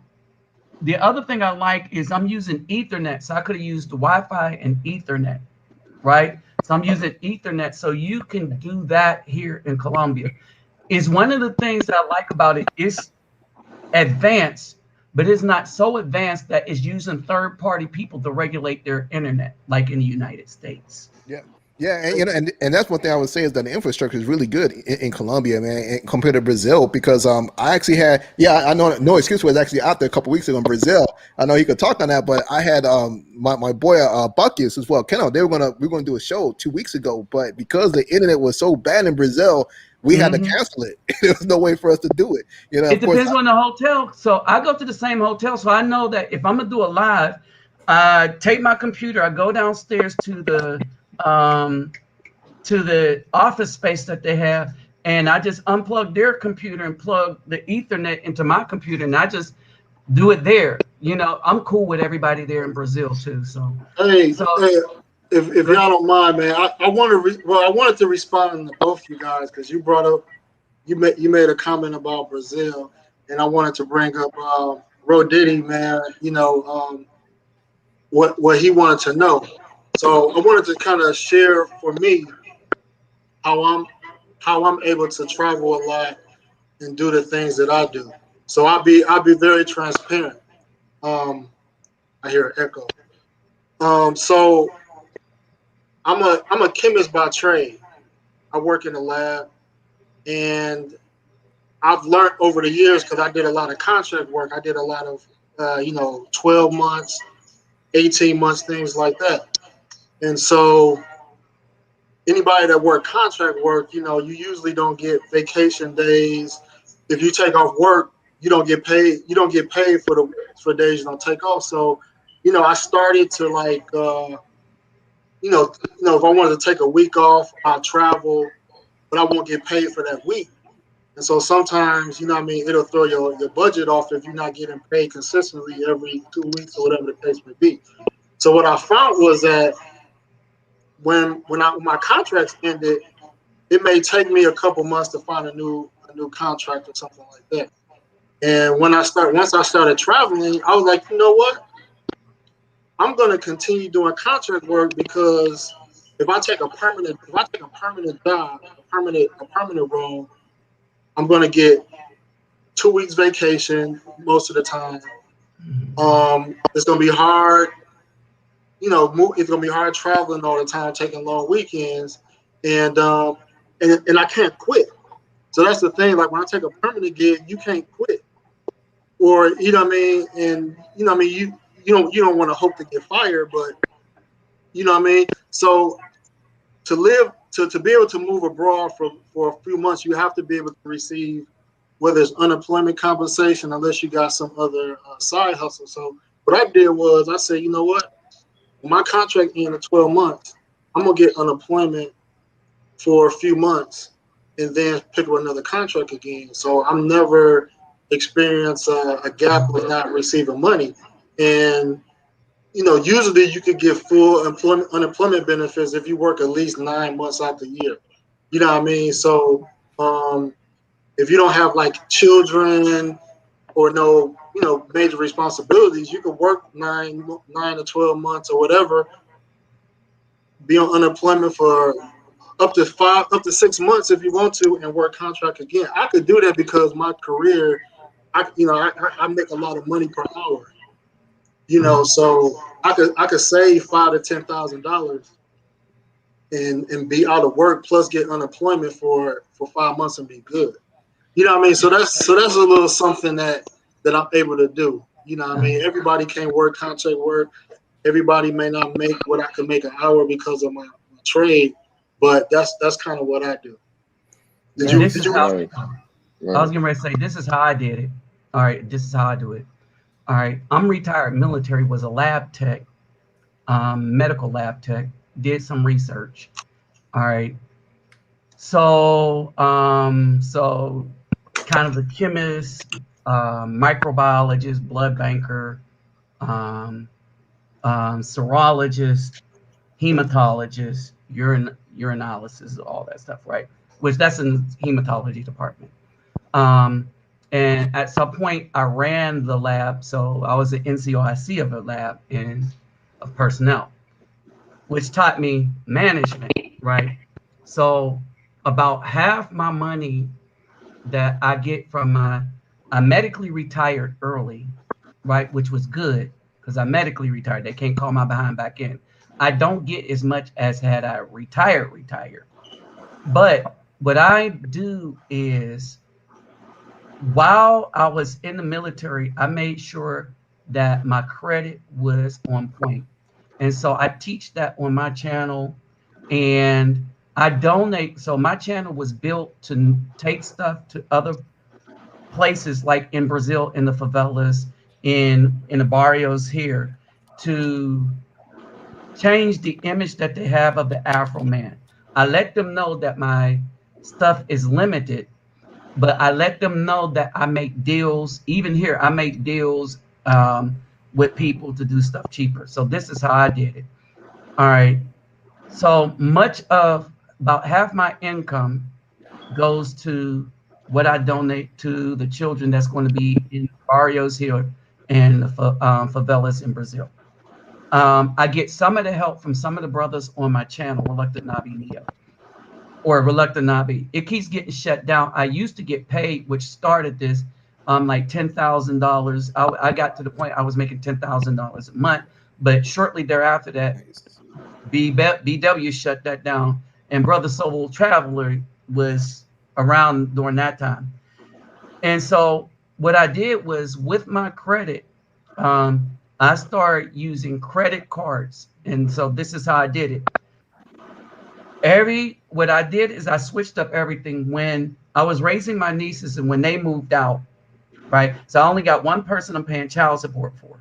And so I made sure that came out automatically. When my nieces moved out, I packed up all my stuff and put it in storage. So now I'm not paying for a house or an apartment, which means that when I stay in a hotel, it'd be the same amount that I would be paying if I stayed in an apartment in the United States, even when I go back. But this is what I did. I looked at all the hotel people, like Priceline, Travelocity. I settled with hotels.com for this reason. Wish I could show it to you. But each 10 nights I stay somewhere, I earn an extra free night. Okay. Each 10 nights. So right now I have 3 or 4 nights sitting up in my account to use. So I'm almost at a week where I can stay somewhere a week for free. On top of that, when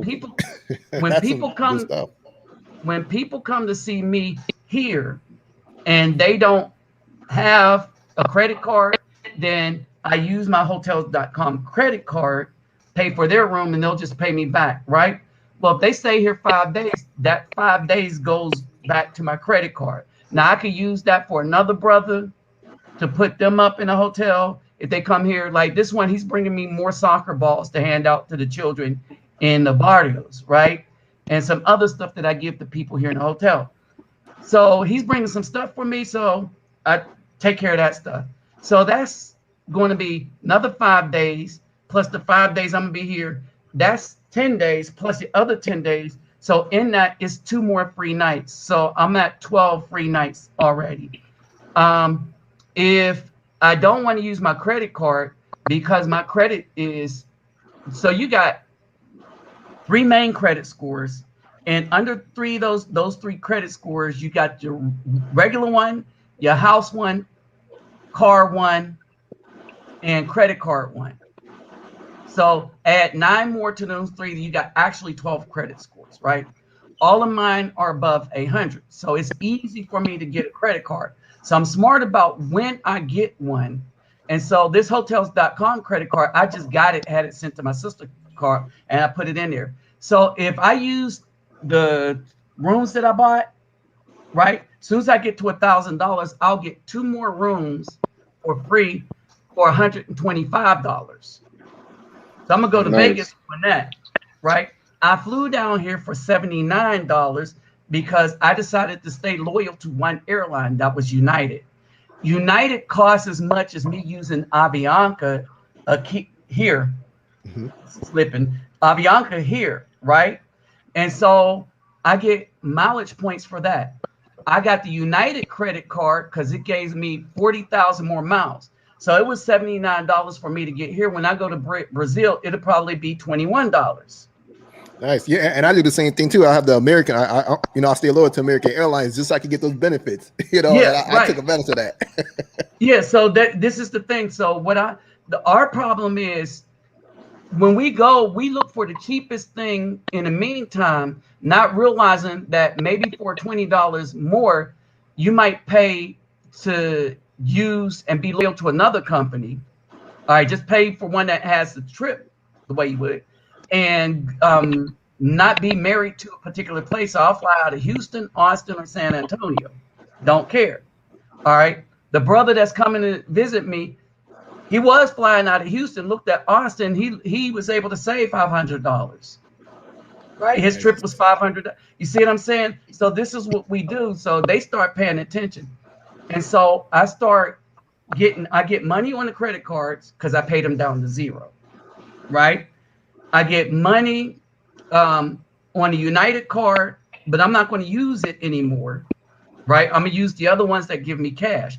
But when I travel, I just use the United card because they have no, what is that called? No foreign transaction fees. Foreign transaction fee. Yeah, that's the main reason why I got my American card for it, was for that. Yeah.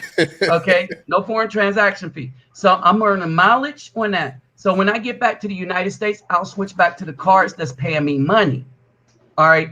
So with me giving away half of my income, right, because of my loyalty and keeping my credit score high, meaning paying things down to zero and working on that before I decided to travel. So for all the brothers that say, I want to travel, get your credit straight, get it at least above 720. All right. When you get into the eights, people don't ask you questions. They don't ask you about your job, this, that, and the other. I went to buy a car. I was going to put down my income base in it. Oh, we don't need to see that. You're triple eights. See what I mean? Mm-hmm. And so at 720, you can get credit cards. 740, you can get them easier. At eights, they don't ask questions, right? And so if you use them strategically, you can make money off of all your credit cards if you get the right ones. Don't just get any credit card. Get your bank cards first, or whatever bank you have. And so that way, the money you make off of them just goes straight back into your account. All right. And then if you keep your credit good, things that's going to benefit you in the long run, get that credit card, right? You need to raise your credit score too. They don't tell you this. You need a credit card to raise your credit score because they want to see how well you do with something that does not have collateral. A car they can take back, a house they can kick you out of. A credit card, when you buy something on a credit card, they know they ain't getting it back. But if you handle a credit card, your score goes way up. You need a MasterCard and a Visa, right? Not American Express. Don't ever get American Express. You need a MasterCard and a Visa because some machines don't take Visas, some don't, but somebody will take either one, right? Notice that, especially each country we go to. Oh, I'm sorry. I want to know if brother Roy Diddy, did you want to chime in, brother? Yeah. Well, basically, I'm into the credit card game heavy also, but I'm not as much anymore because right now I'm kind of cheating. I got the companion pass, and I also got a pass for hotels too. So I'm cheating on both ends right now with that. but you said you don't like the American Express. American Express, I love American Express, man. Especially, it depends on what you're trying to do. Like I buy a lot of stocks also. And with my American Express, I got the Charles Schwab. So I have a friend that's really rich that actually live here in Medellin. He's under my card. He spent about 30 to 40,000 every month. So with that points, I transfer it to my Charles Schwab every month. I'm buying like $400 worth of stocks just right off for just him spending money on my card. I'm buying like $500 worth of stocks or $400 worth of stocks every single month. You know what I mean? All right. And the reason why I don't push American Express is because I know that the people that's listening to my voice ain't us. And okay. I wouldn't recommend American Express to people who aren't us yet. Yeah, All right, that's and true. you know how you have to pay American Express. Yeah, You got to really, really be on top of your game. It's very unforgivable for a mistake or if something happened for people that aren't prepared for it. You see what I mean? If you get hmm American Express, you can get any card. That yeah, and they just pretty much But open up these and are, just we're talking. Remember, floodgates. we're talking about people that may not have their first credit card yet. Right. You see what I'm and saying? just So one more go point I ahead. wanted to make too. Also, there's also a way. I don't know if you could do it any other place in the country, but here in Colombia, there's a way for you to get like 5 to 10% discount on Bitcoin every single day. Mm. So if you Oh, come with I like was about to if mention you that.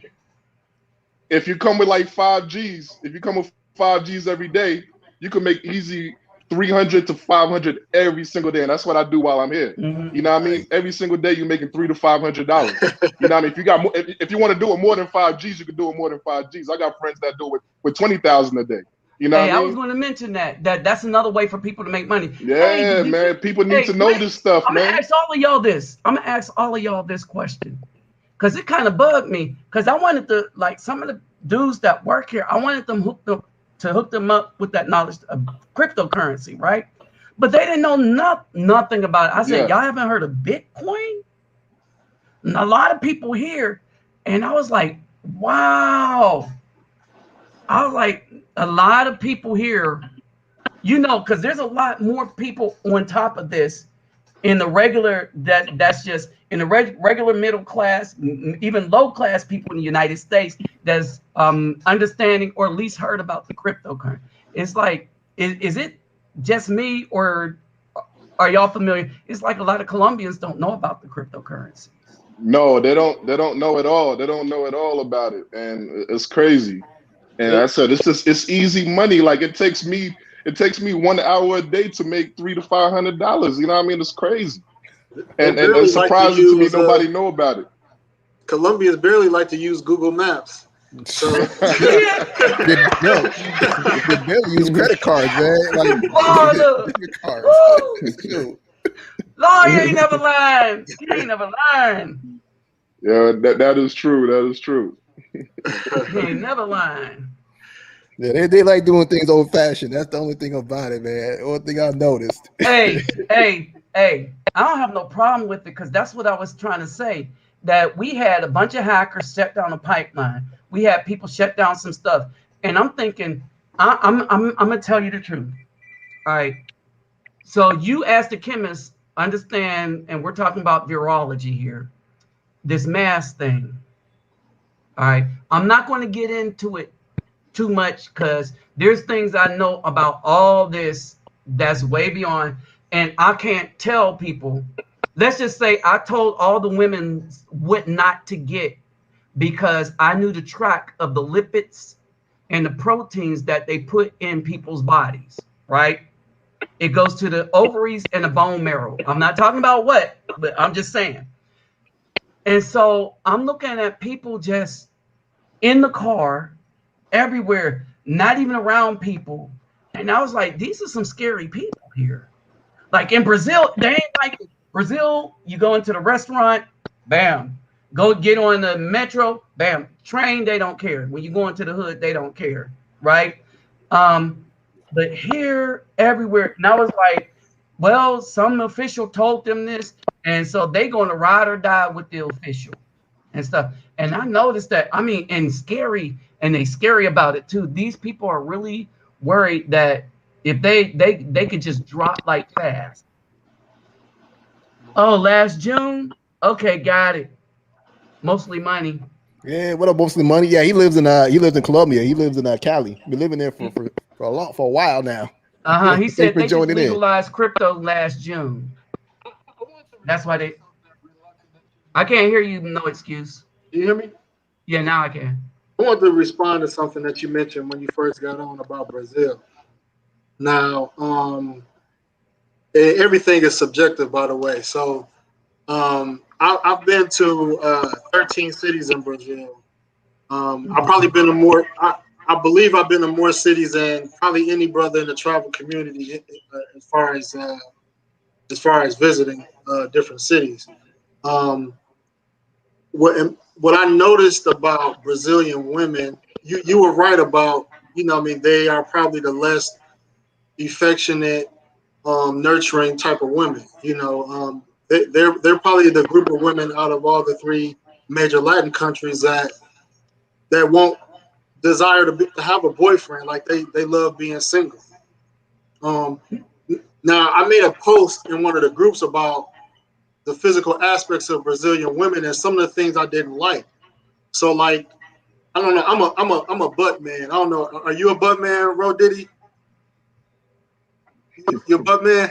Right. I'm a breast man. I ain't gonna lie. I'm a breast. You see, I'm both. So if you, Oh yeah, everything. if you I'm both until I see big breasts. okay. So this. I'm gonna keep it real, dude. So this is one thing I noticed about a lot of Brazilian women with nice bodies. When you touch their butts, it's really like a lot of them is like really firm and hard. You don't get that nice natural whatever. And some people say, well, it's because they work out, or it's because of maybe they get the Brazilian butt lift. You know what I mean? No, But they walk uphill both ways everywhere they go. I hate regardless of what they do, a lot of them do have a lot of nice hard butts. You know what I mean? So it ain't like you know what I mean? It's not as feminine to me. You know what I mean? When I think of a woman, I think of soft and I think of softness. I don't think of nice and hard. And then also Brazilian women are a lot of them are typically no hips. They pretty much straight down, and like, their butts is pretty much straight down. They don't have a lot of poke. It's not like this. In outer. They don't have a lot of poke in outer like Colombian women or African women.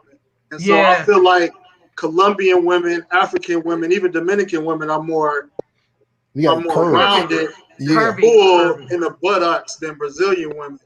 And so that's why I still put Colombian women overall more attractive than Brazilian women, because Colombian women, even the whiter Colombians, they still have a poke. They got a poke.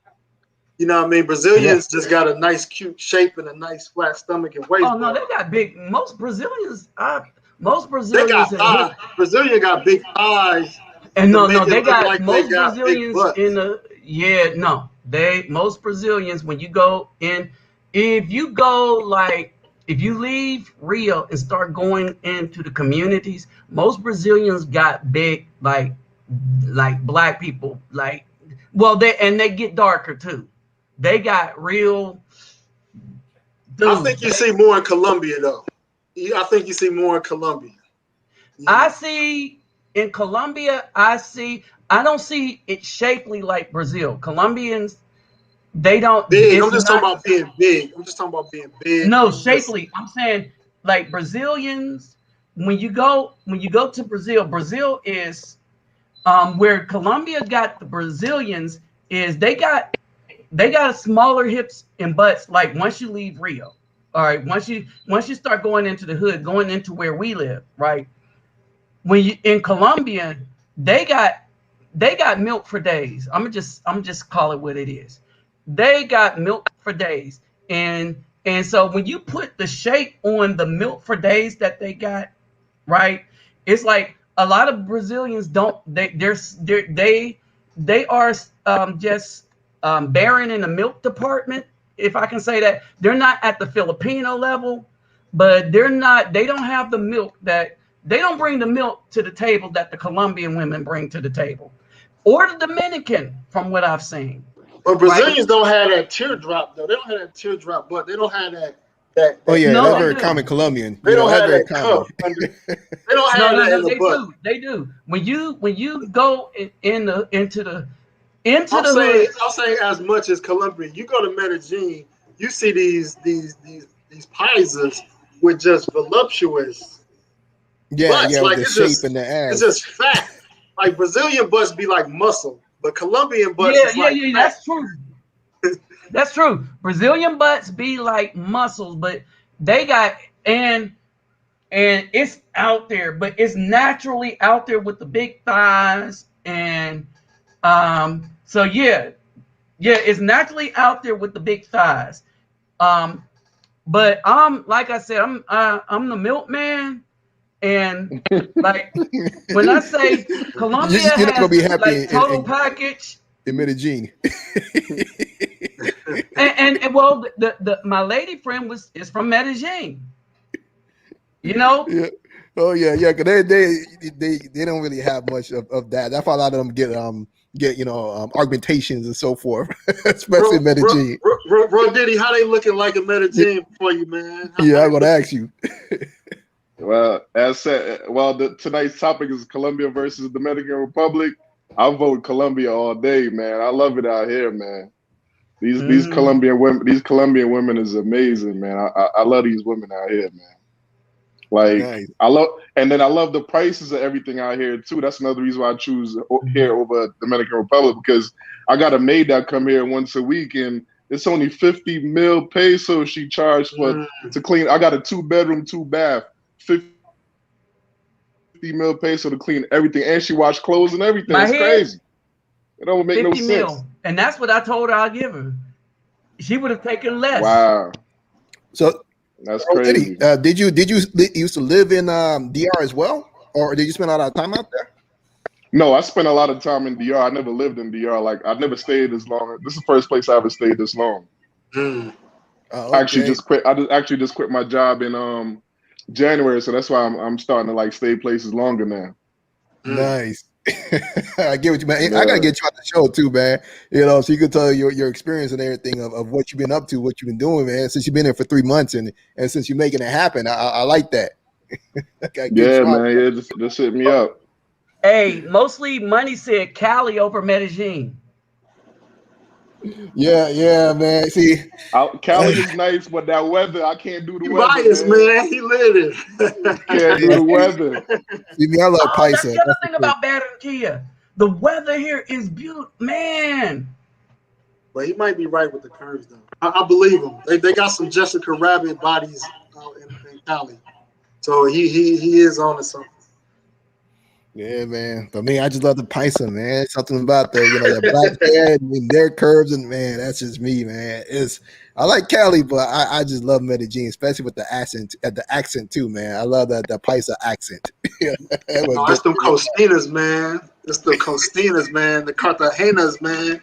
I'm biased. I'm biased because I'm my girl from Cartagena. Okay. So he don't count. He's biased. It means same thing with me. I'm biased as well. He gotta say that. So back to you, Rodiddy, because you the unbiased one. Cartagena, Cali, Medellin. Yeah, I've been to all them places, and I just got to give it to Medellin, man. And another thing about Medellin is the relationships that you meet here. You're not gonna meet them relationships in like Cali and places like that. Like some of the people I ran into on this one trip alone is like I can't even speak on some of the people because some of them are like people that if it gets back it's gonna be a problem. But it's crazy you could meet that kind of people here. You know what I mean? Like you're not gonna meet those kind of people anywhere else, and people that could actually make your life better by the certain things that they bring to the table. Man, Rodiddy, can I ask this question, Solo Travel? Yeah, go ahead. Rodiddy, all right. So it's been a hot topic in the Facebook groups about guys, especially with Medellin, about guys. They'll post a woman. I have a woman from Medellin, and they'll say, I met this non-pro or this good woman in Medellin, and a lot of the vets like myself, we kind of cringe when guys kind of put women in Medellin for particular on this. There's a lot of good women there. Like there's good women everywhere, but from guys I know that lived in Medellin, I lived in Medellin before, and other guys, we all kind of agree that Medellin has a whole culture, and not all women, but the culture is, show me love through what you give me or through what you spend on me. So from your experience being there, I don't know if you experienced dating or not. Yeah, definitely. Would you believe guys when they meet a woman from Medellin and say, I found a good one? Yeah, it all depends on what you're here looking for. If you're here looking for the girls in Parque Harris, yeah, you're gonna get done dirty. You know what I mean? But like, for example, since I've been here, I met lawyers and doctors, and they're not looking for no money from me. You know, I've been dating lawyers and doctors since I've been here, and everything been straight. So it's a whole different experience dating those kind of women compared to the other women that when I used to come here on the weekends messing around with. You know what I mean? You met them online, or are these women you met in person? No, I actually know. I know a few people here, so you know it's a circle thing. You know, they bring you in their circle and stuff like that. That's how I've been meeting them. Okay, that's a good way to meet. I would say quality women. Yeah, definitely. That online stuff, I tried it before back in the day, and all I've been meeting on there is people that want money. I ain't nobody on there that's well. It's probably people on there that would date for real, but I didn't meet none of them. Okay. Yeah. Yeah, it's like one. It's like it's. If we was talking about this significant digits, they wouldn't online wouldn't be worth it, you know. Yeah. And I'm fine. When I came down here, now I used it because I wanted to talk to people and kind of brush up on Spanish because I speak Portuguese and it's close enough to make Spanish difficult, if you know what I mean. Mm-hmm. All right.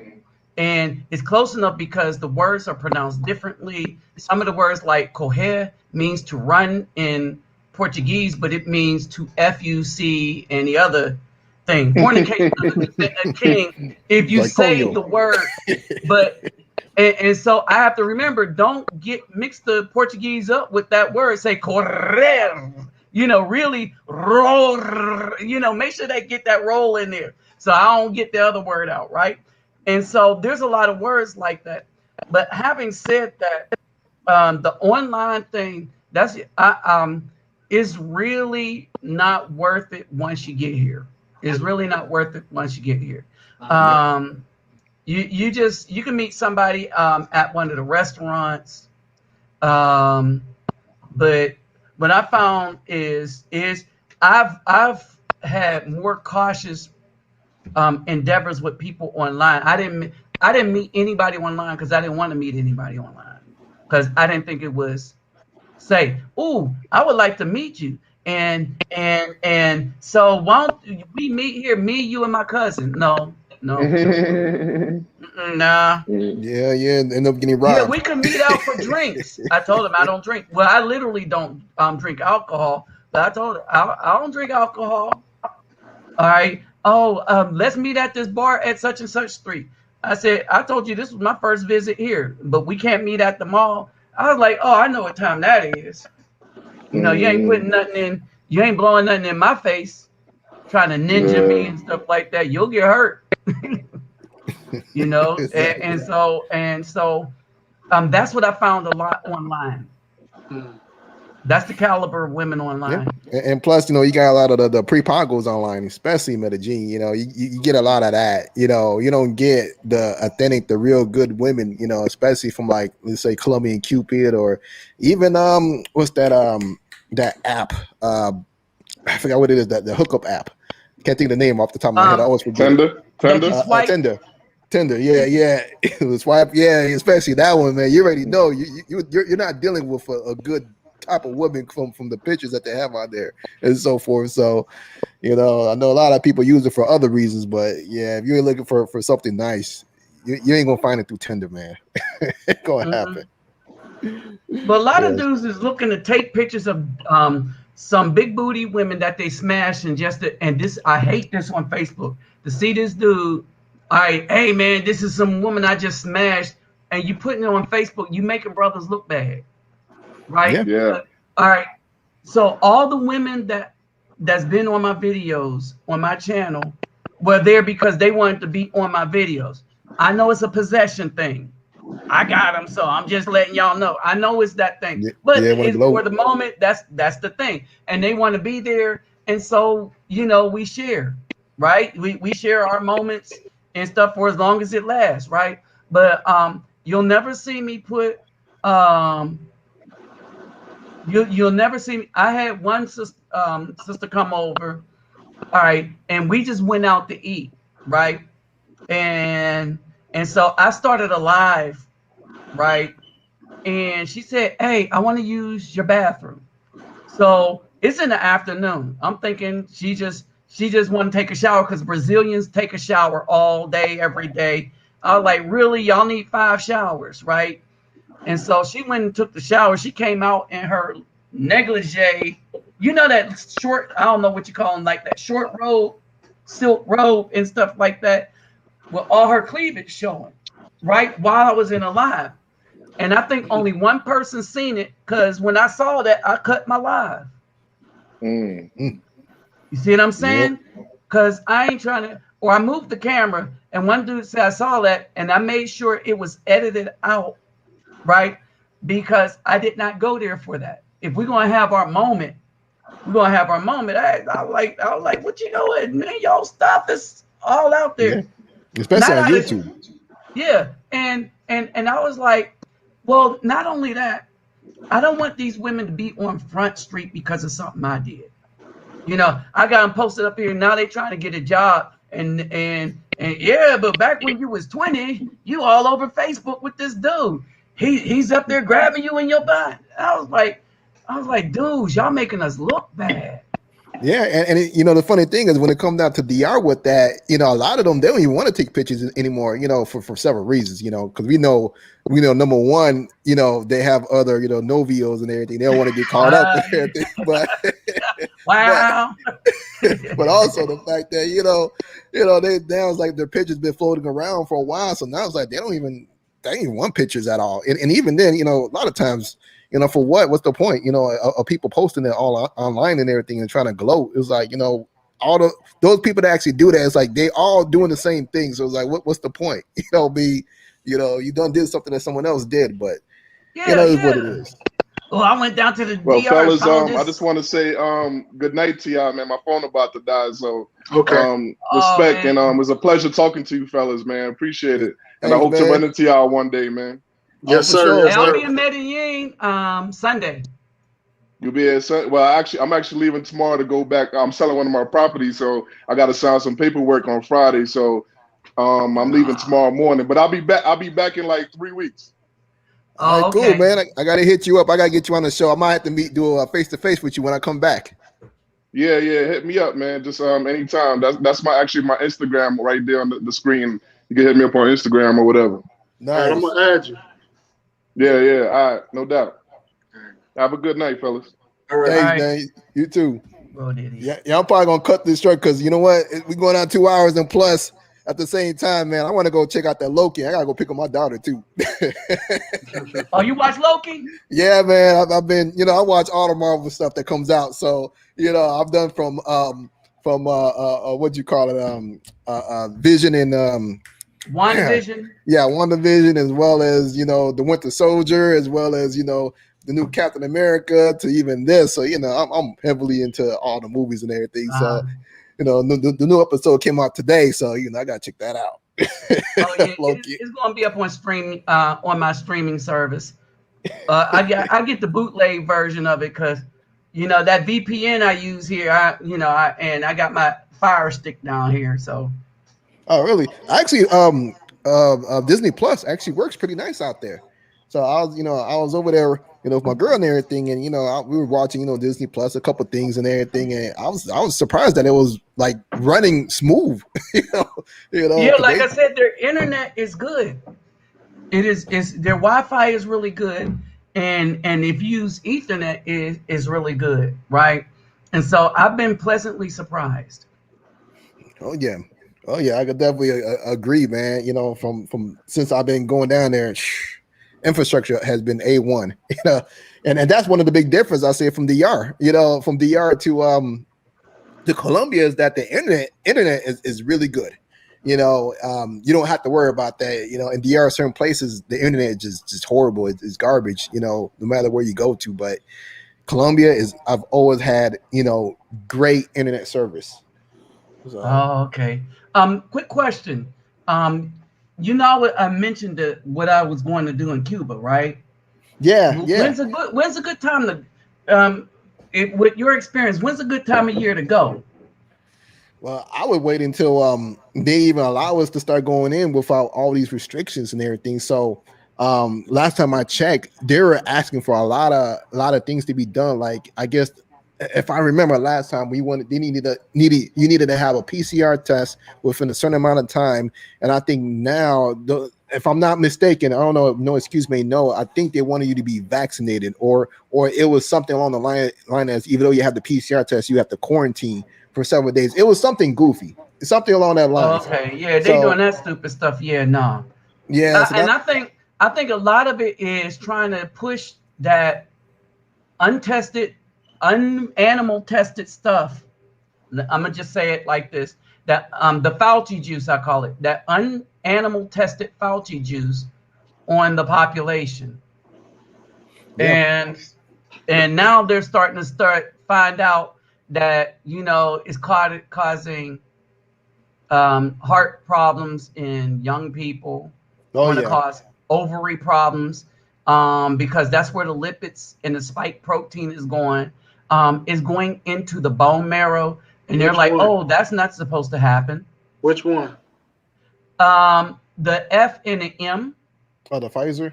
Oh no, both Pfizer and Moderna. Mm-hmm. Yeah, and AstraZeneca too. Oh wow. All the ones that is using the nanotechnology.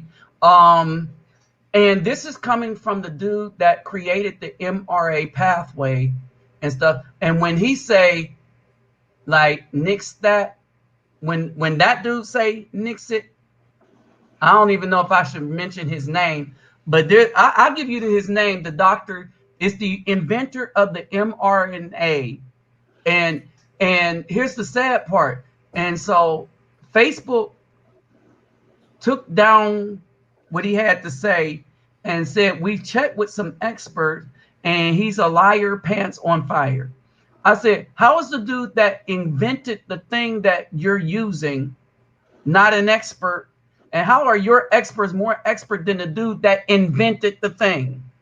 But they didn't know that he was the dude that invented it, because it's a bunch of fools that's doing this stuff. And as a chemist, a lot of this mess I'm not gonna get into it, Steve, but I'll just say this: AstraZeneca and Pfizer, they use the same technique, the RNA technique. Moderna and Johnson and Johnson and AstraZeneca use the same technique. Pfizer and Moderna use more the traditional way of making vaccines. No. Johnson and Johnson is reversed. Johnson and Johnson, AstraZeneca, Johnson and Johnson actually used the attenuated virus. They used they use technology to mimic. They mimic the mechanism. Because AstraZeneca and Johnson & Johnson had the same blood clot issues. Moderna and Pfizer didn't have blood clot issues. They had other issues. They had other issues, but their issues just didn't get posted because they had so many of them. To Johnson & Johnson and AstraZeneca's 15, Moderna and Pfizer had 44,000 within the first couple of months. In that, they had thousands of, let's say, mortalities. All right. And so basically on the Moderna box, you would understand I will have to send you a copy of the box that the. Yeah, I understand. I work for John. My last job was out with Johnson and Johnson. So you know what's on the box. You know that they're using the. What they're using in the Pfizer but Pfizer and Moderna are using the same one. So in that one, they got the nanotechnology with the lipid, with the RNA, with the DNA of an aborted white male fetus. Why y'all got that in there? I don't know, but that's the ingredients. I've been hearing about the fetuses. That's the ingredient. That is well. That's the ingredient for my response is too high level for this audience. Yeah. But what I'm going to say is that these are companies that are in competition. Yeah. They are not in coercion with each other to put something out malicious. They are commercial companies that in business to make money, not in the business to put forth any government agenda. Just so I'm going to make that point. As far as the quality or what people may suggest is in these things, that's we're saying relevant to the bigger ingredients. Picture. We're saying the ingredients we're saying the actual ingredients and chemical makeup of the things for those that can follow what the words mean on the stuff. So with that said, I agree with you that they are in competition to do things the fastest. They're not the problem. The people that regulate them are the problem, right? And like I said, the doctor that created the pathway, the mRNA pathway, the doctor that created that invented that, he didn't actually sell it to them, but he licensed permission for them to use that. So it is a race, right? He's like, I'm gonna license them to use this, so it's a good idea. The proteins aren't doing what they're supposed to do, or they're doing things extra special than they were supposed to do. All right. But all this is because everything was fast tracked and stuff. And our problem is not the companies per se, but the regulators that are pushing an agenda. And that's my thing. See, my biggest issue is that they said that they've been developing this antivirus or antidote for the past 10 years. That alone got me like, wait a minute. So this is something that you guys been waiting for, or what? This has come out a couple of times, even from the Vice President Kamala Harris. They even stated that this been a technology, something, or this antidote has been something they've been developing for the past 10 years. So that alone got me thinking, like, why didn't they test this on animals in that time though first? Because animal testing is part of it. You can't submit nothing to the FDA for approval. But they did. They skipped animal trials. That's not true. You can pull up any FDA submission. It's public record. You can pull up every FDA. You can have access to anything that was submitted to the FDA for review. The patent, there's patents that go into place. So right. People say, I'll say this, people put out things without using the correct tools for research. Just like in the beginning of the pandemic, people reference these articles that's not peer reviewed. I have a master's degree. I was in a PhD program. I have a publication.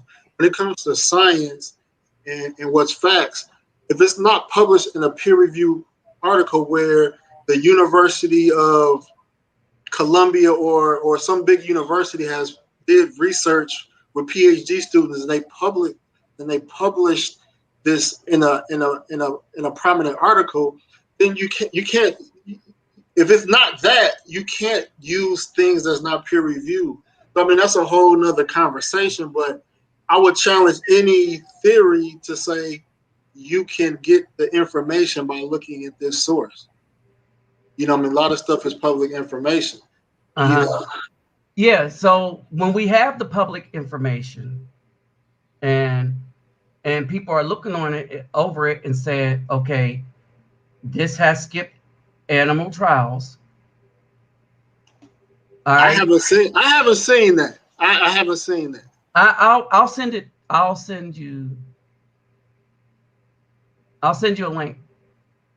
Because if I go to NIH.gov or FDA and that's the problem. So if you go there, so if people have stuff, and that's the problem. This is the whole problem with the trust here.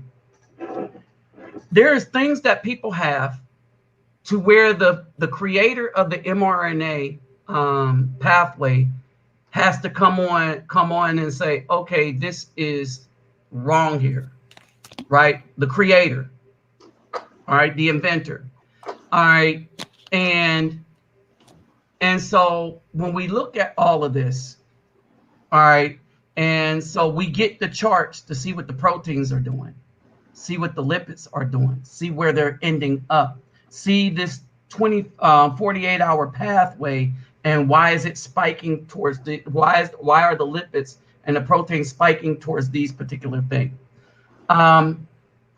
So and the people, so you got the doctors and the biologists that are looking at this and saying, okay, something is wrong with this. The chemists might think it's okay, but that the biologists, now they're not saying that it's giving people stuff immediately. It's just that if these things are doing these things that's not supposed to happen, we had other problems like aborted children from the people. Well, and you're not supposed to really get any stuff while you're pregnant. We tell people this, and we test for pregnancy in the lab before the doctors give people certain things to pregnant women, right? And so in this, we had premature abortions with the Pfizer one.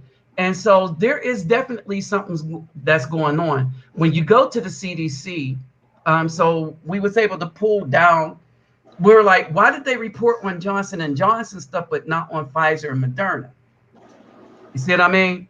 And so there's too much stuff clouded. It's unfair to no, that's the media. That's the media. Let me finish. It's unfair for anybody to pick out a vaccine. We've had vaccines from as early as the 1800s. Over a 10-year period, you might discover something about a particular drug or vaccine. That's just part of the game.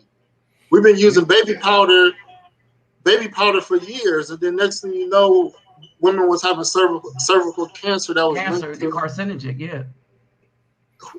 But that's what I'm saying. I'm saying this. There is not the honest conversation publicly about what's going on with all this stuff. All this stuff, and you know this. It takes more safely. All right, and this is my problem with something where you eliminated 3 drugs that could have saved people's lives. All right, from the discussion, just eliminated them from the discussion. Like what? The one Trump was saying, take. Yeah, that was one. It works. Doctors were using it in Houston. And 2 that he didn't mean. He didn't say fluoroviir and ivermectin. Ivermectin is turning out to be a miracle one as far as this stuff. So here's the thing. There's stuff that I know for sure that doctors have been using, right?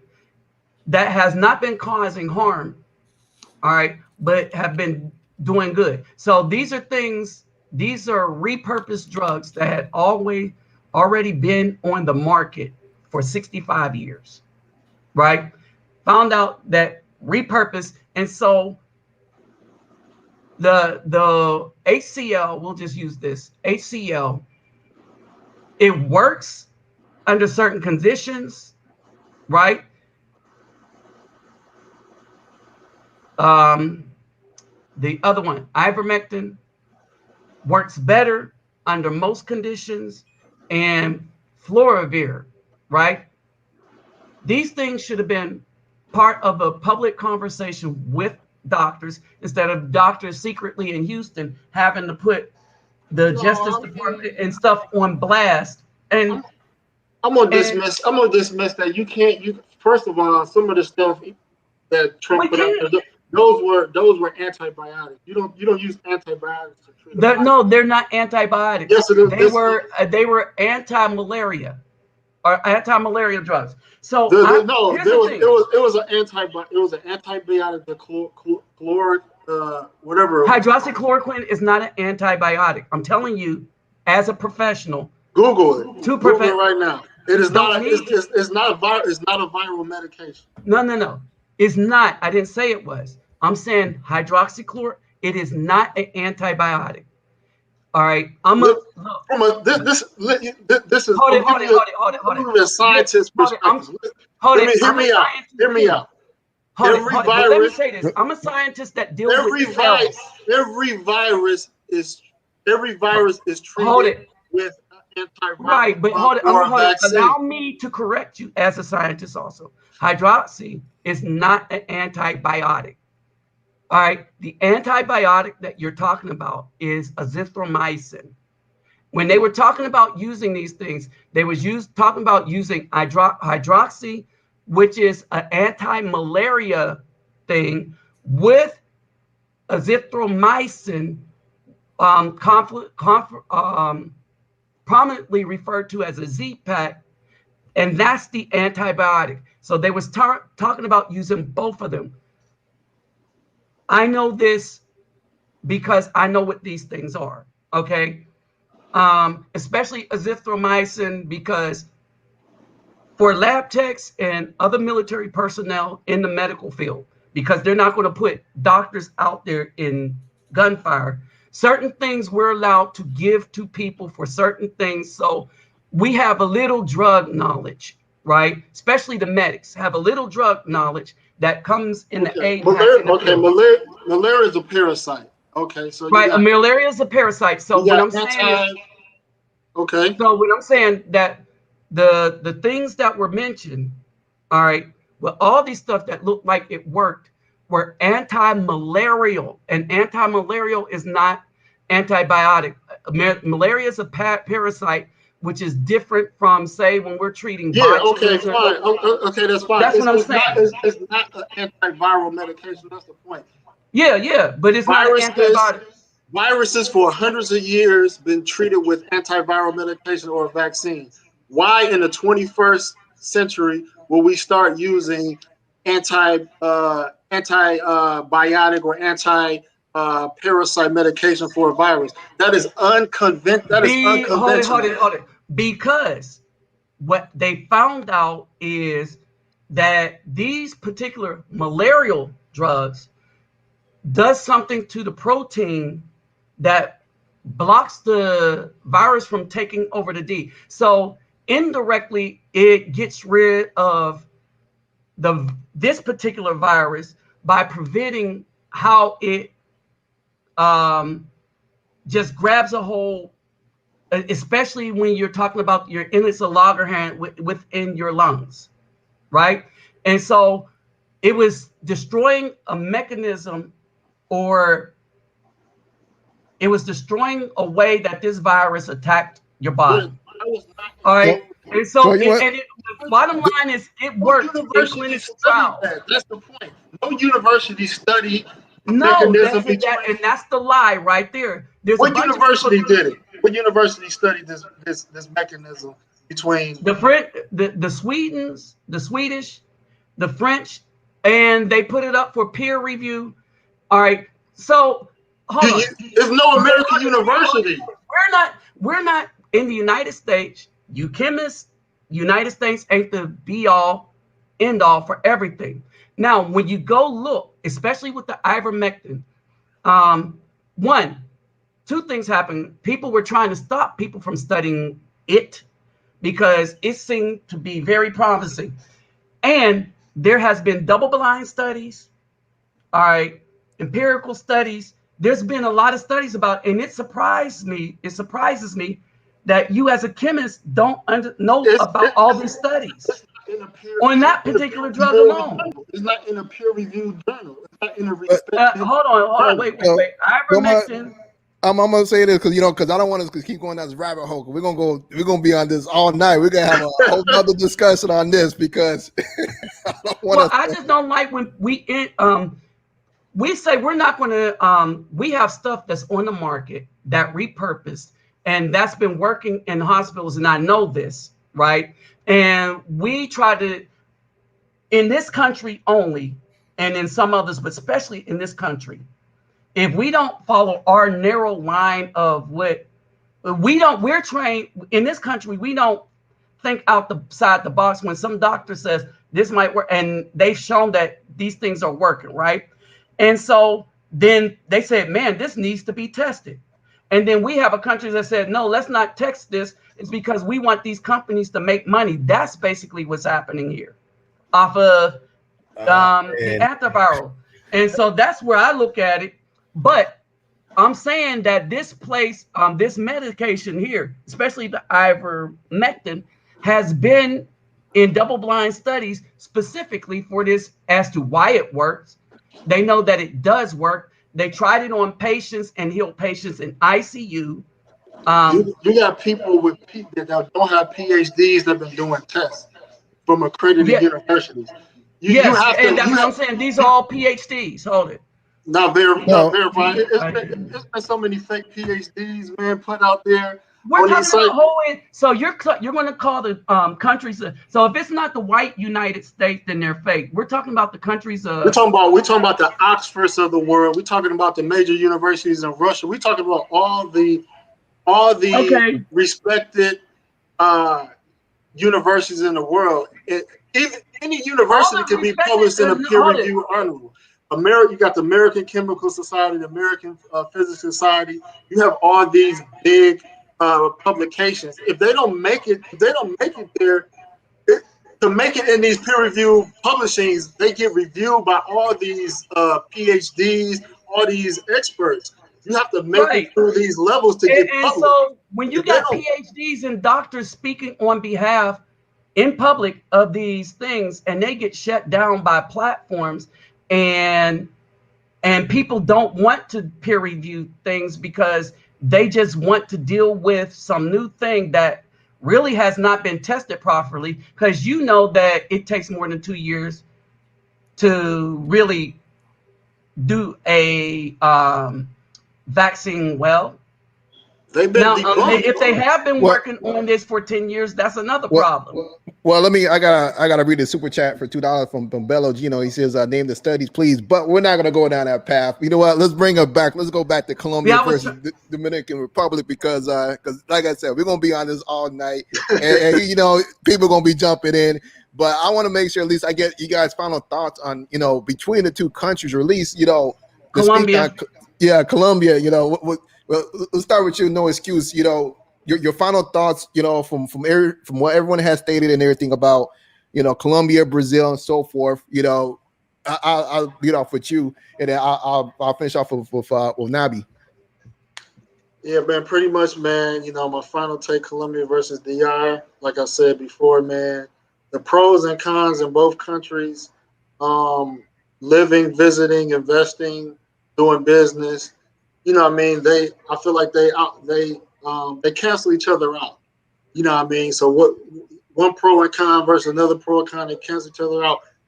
My separation is, I feel like the beauty of the women in Colombia, I feel like they're superior in the face and body versus Dominican. So I gave Colombia the edge. All right, perfect. And then Nabi, if you could give me your final thoughts on between the two, Colombia, Brazil, and DR. You say you don't really dealt with DR too much, but what are your final thoughts? Okay, my final thoughts is this: that I said this because beauty and booty is relative to the person.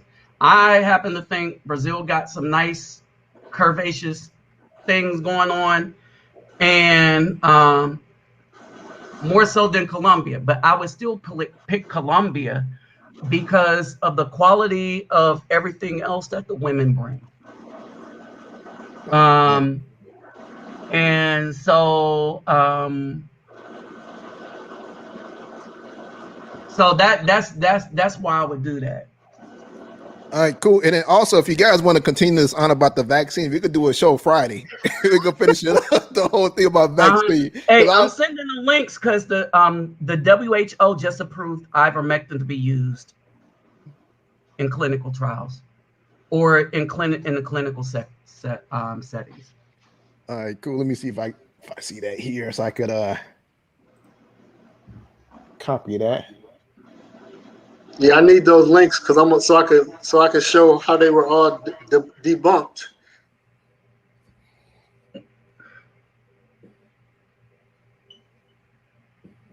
Yeah, so like I said, I come back. We could do this Friday night. We'll come back again because tomorrow I got the open panel for Costa Rica.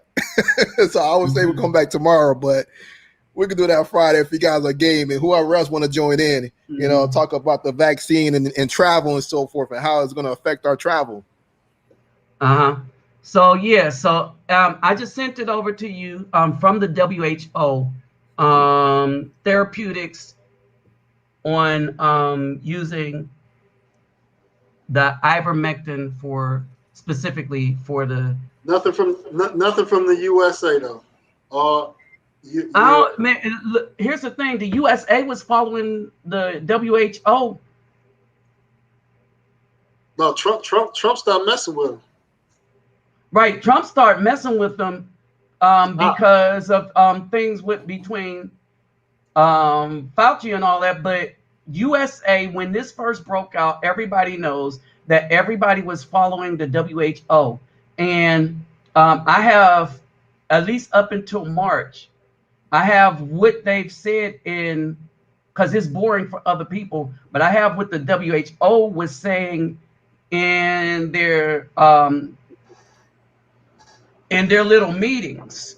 The head of it, exactly, the German one,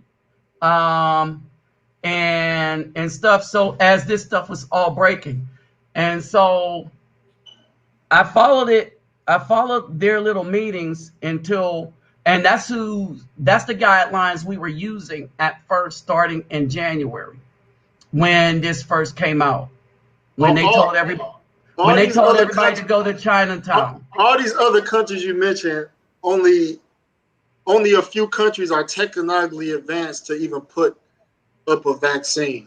You got AstraZeneca. That's but we're not talking about the vaccine. I was talking about the drugs while you're waiting on the vaccine. No, I'm saying though, you got all these other countries that could have had some profound studies, but they didn't.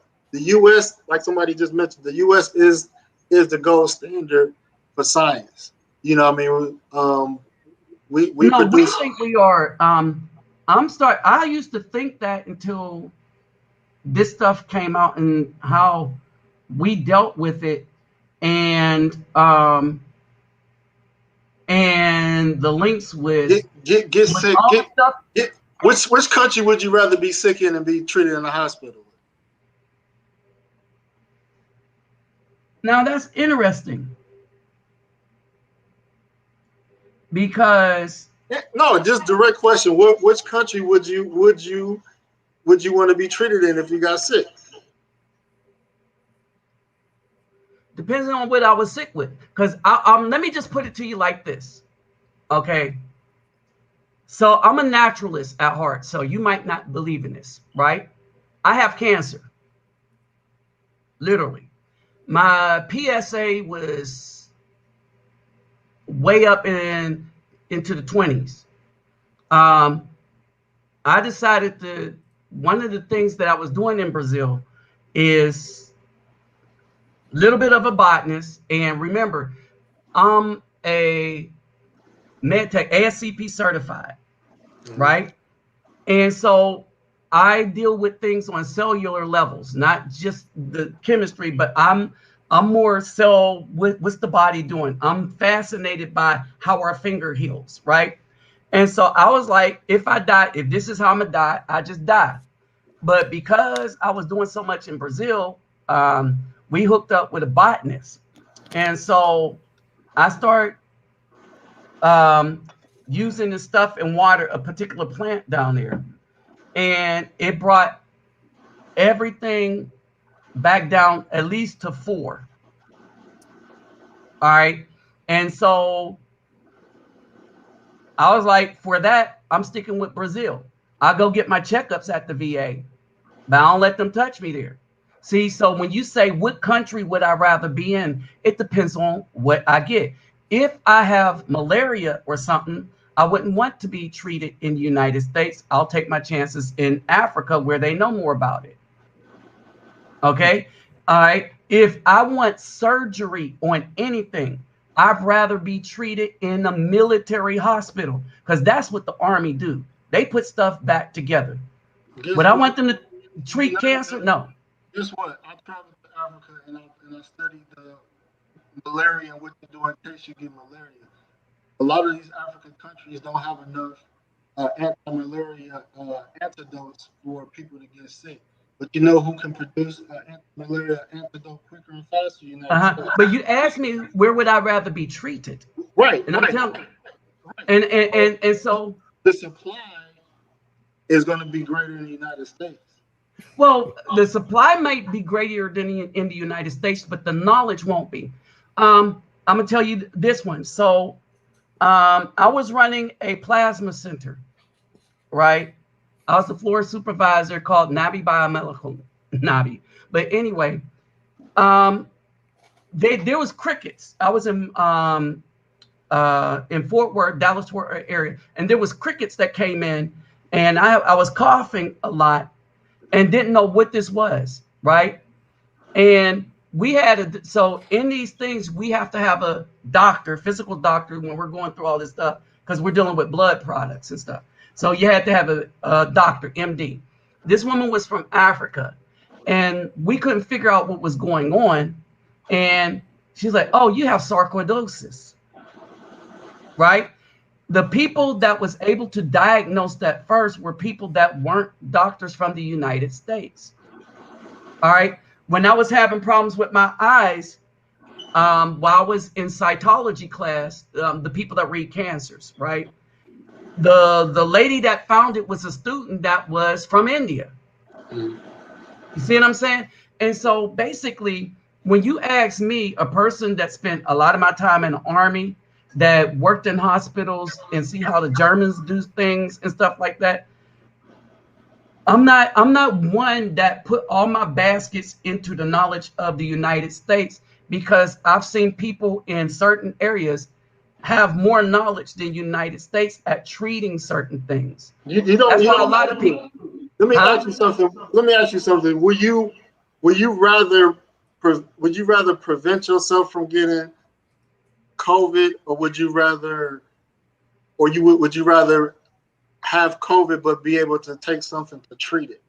Would you rather prevent from getting it, or would you rather have something that you was confident in that could treat it if you had it?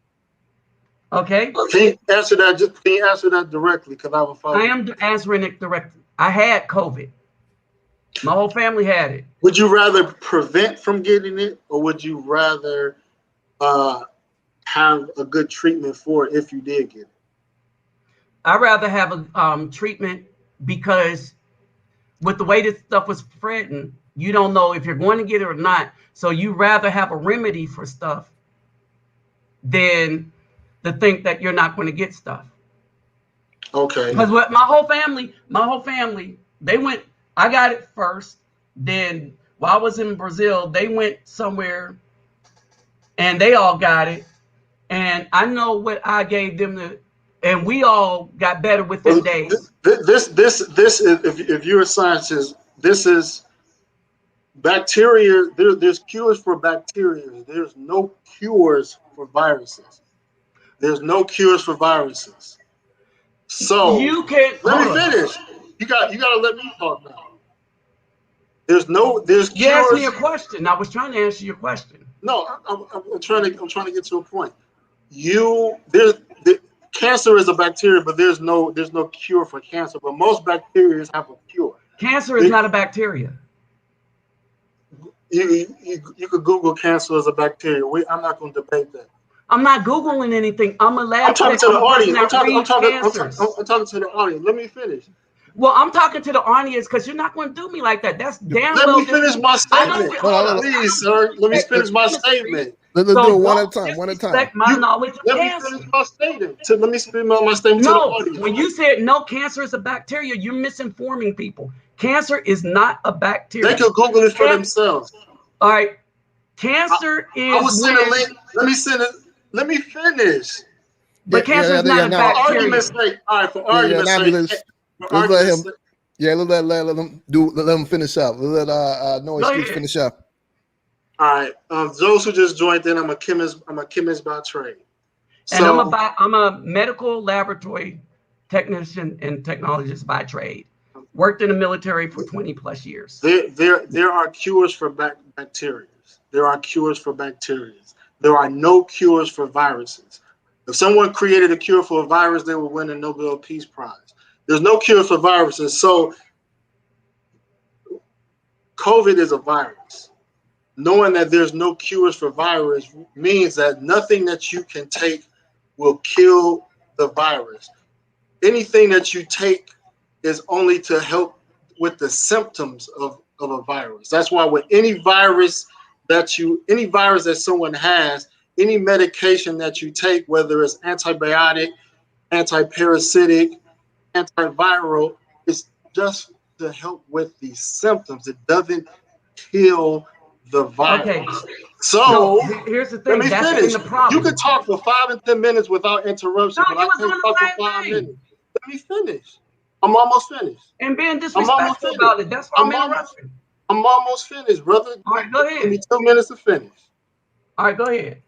While there are no cures for viruses and things that you take for viruses is for symptoms, my philosophy and a lot of other scientists' philosophies is you don't want to get a virus because you can't cure a virus. You want to prevent yourself from getting a virus, and that's what vaccines are. Vaccines are intended to prevent you from getting a virus. You don't want to put yourself into getting a virus to have it being treated for symptoms, whether in some cases some people cannot overcome the symptoms and possibly it becomes fatal. So that's the points that I'm just trying Now, could I speak as a medical professional?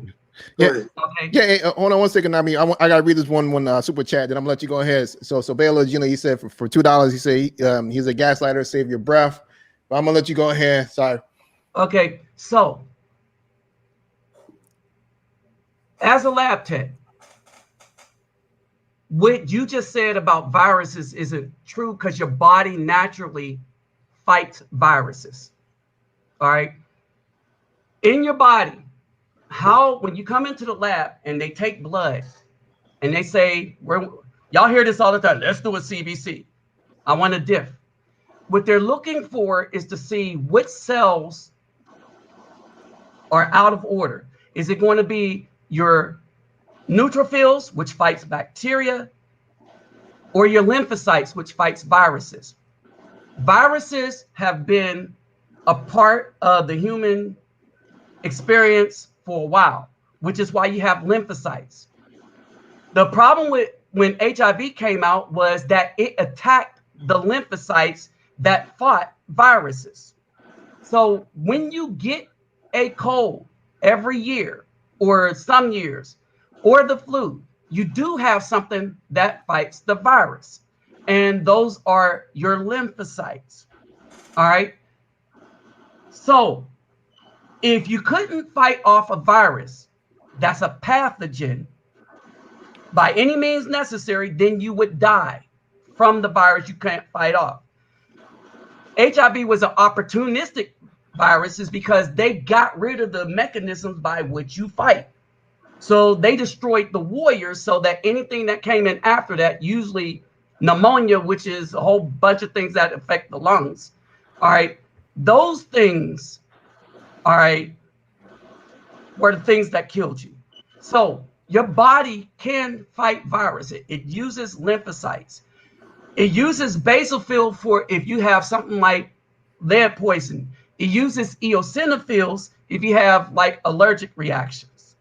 All right. So your body has a bunch of mechanisms that it uses to fight the viruses. All right. So when we do a spinal tap, or when a doctor does a spinal tap, they're looking for meningitis. We know this. We're worried about the bacterial meningitis is because that's the one that could kill the children. The viral ones, we let the body, or the doctor lets the body generally deal with it. So we run a bunch of tests in the lab all right, to figure out whether this is meningitis at all, the viral, or the bacterial. All right. So this is very, very important because the bacterial one is the dangerous one. The viral one is dangerous, but you could watch and let the body do its thing, but it's not as bad as it won't kill you like the bacterial one. All right. So our body has mechanisms. They're called lymphocytes, T lymphocytes. We have phagocytes. We got a lot of things that could deal with viruses. The problem with this one is that it was the fight that was clogging up people's lungs. So when you read how this one came in, it comes in, your body sends soldiers. The soldiers start fighting, and then all the blood start clogging up all the pores in the lungs. All right. And so this is what was happening. So that the airflow couldn't get back and forth. And so that's what they were trying to stop. All right. Part of what they did was attack the vitamin D and all the rest of the stuff. So as a lab tech, your body has stuff to fight viruses. All right. It needs assistance to fight pathogens that are bacterial.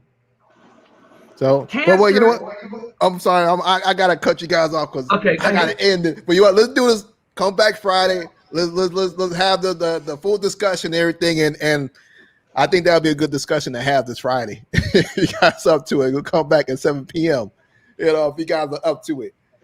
All right. So I definitely appreciate you guys for being out here, man. You know, now be no excuse entertainment. Thanks you guys for being here, guys. You know, definitely we'll be back part 2. I'm sure a lot of you guys commenting, you guys are looking to you know, see what's going on and get more information. So, and I definitely appreciate that. If you guys are up to it, let me know, and I'll put up the actual reservation for that show, and then we'll just, you know, we'll go from there. Okay, cool. All right, well, thanks, guys. I'm gonna end this live, and we're out.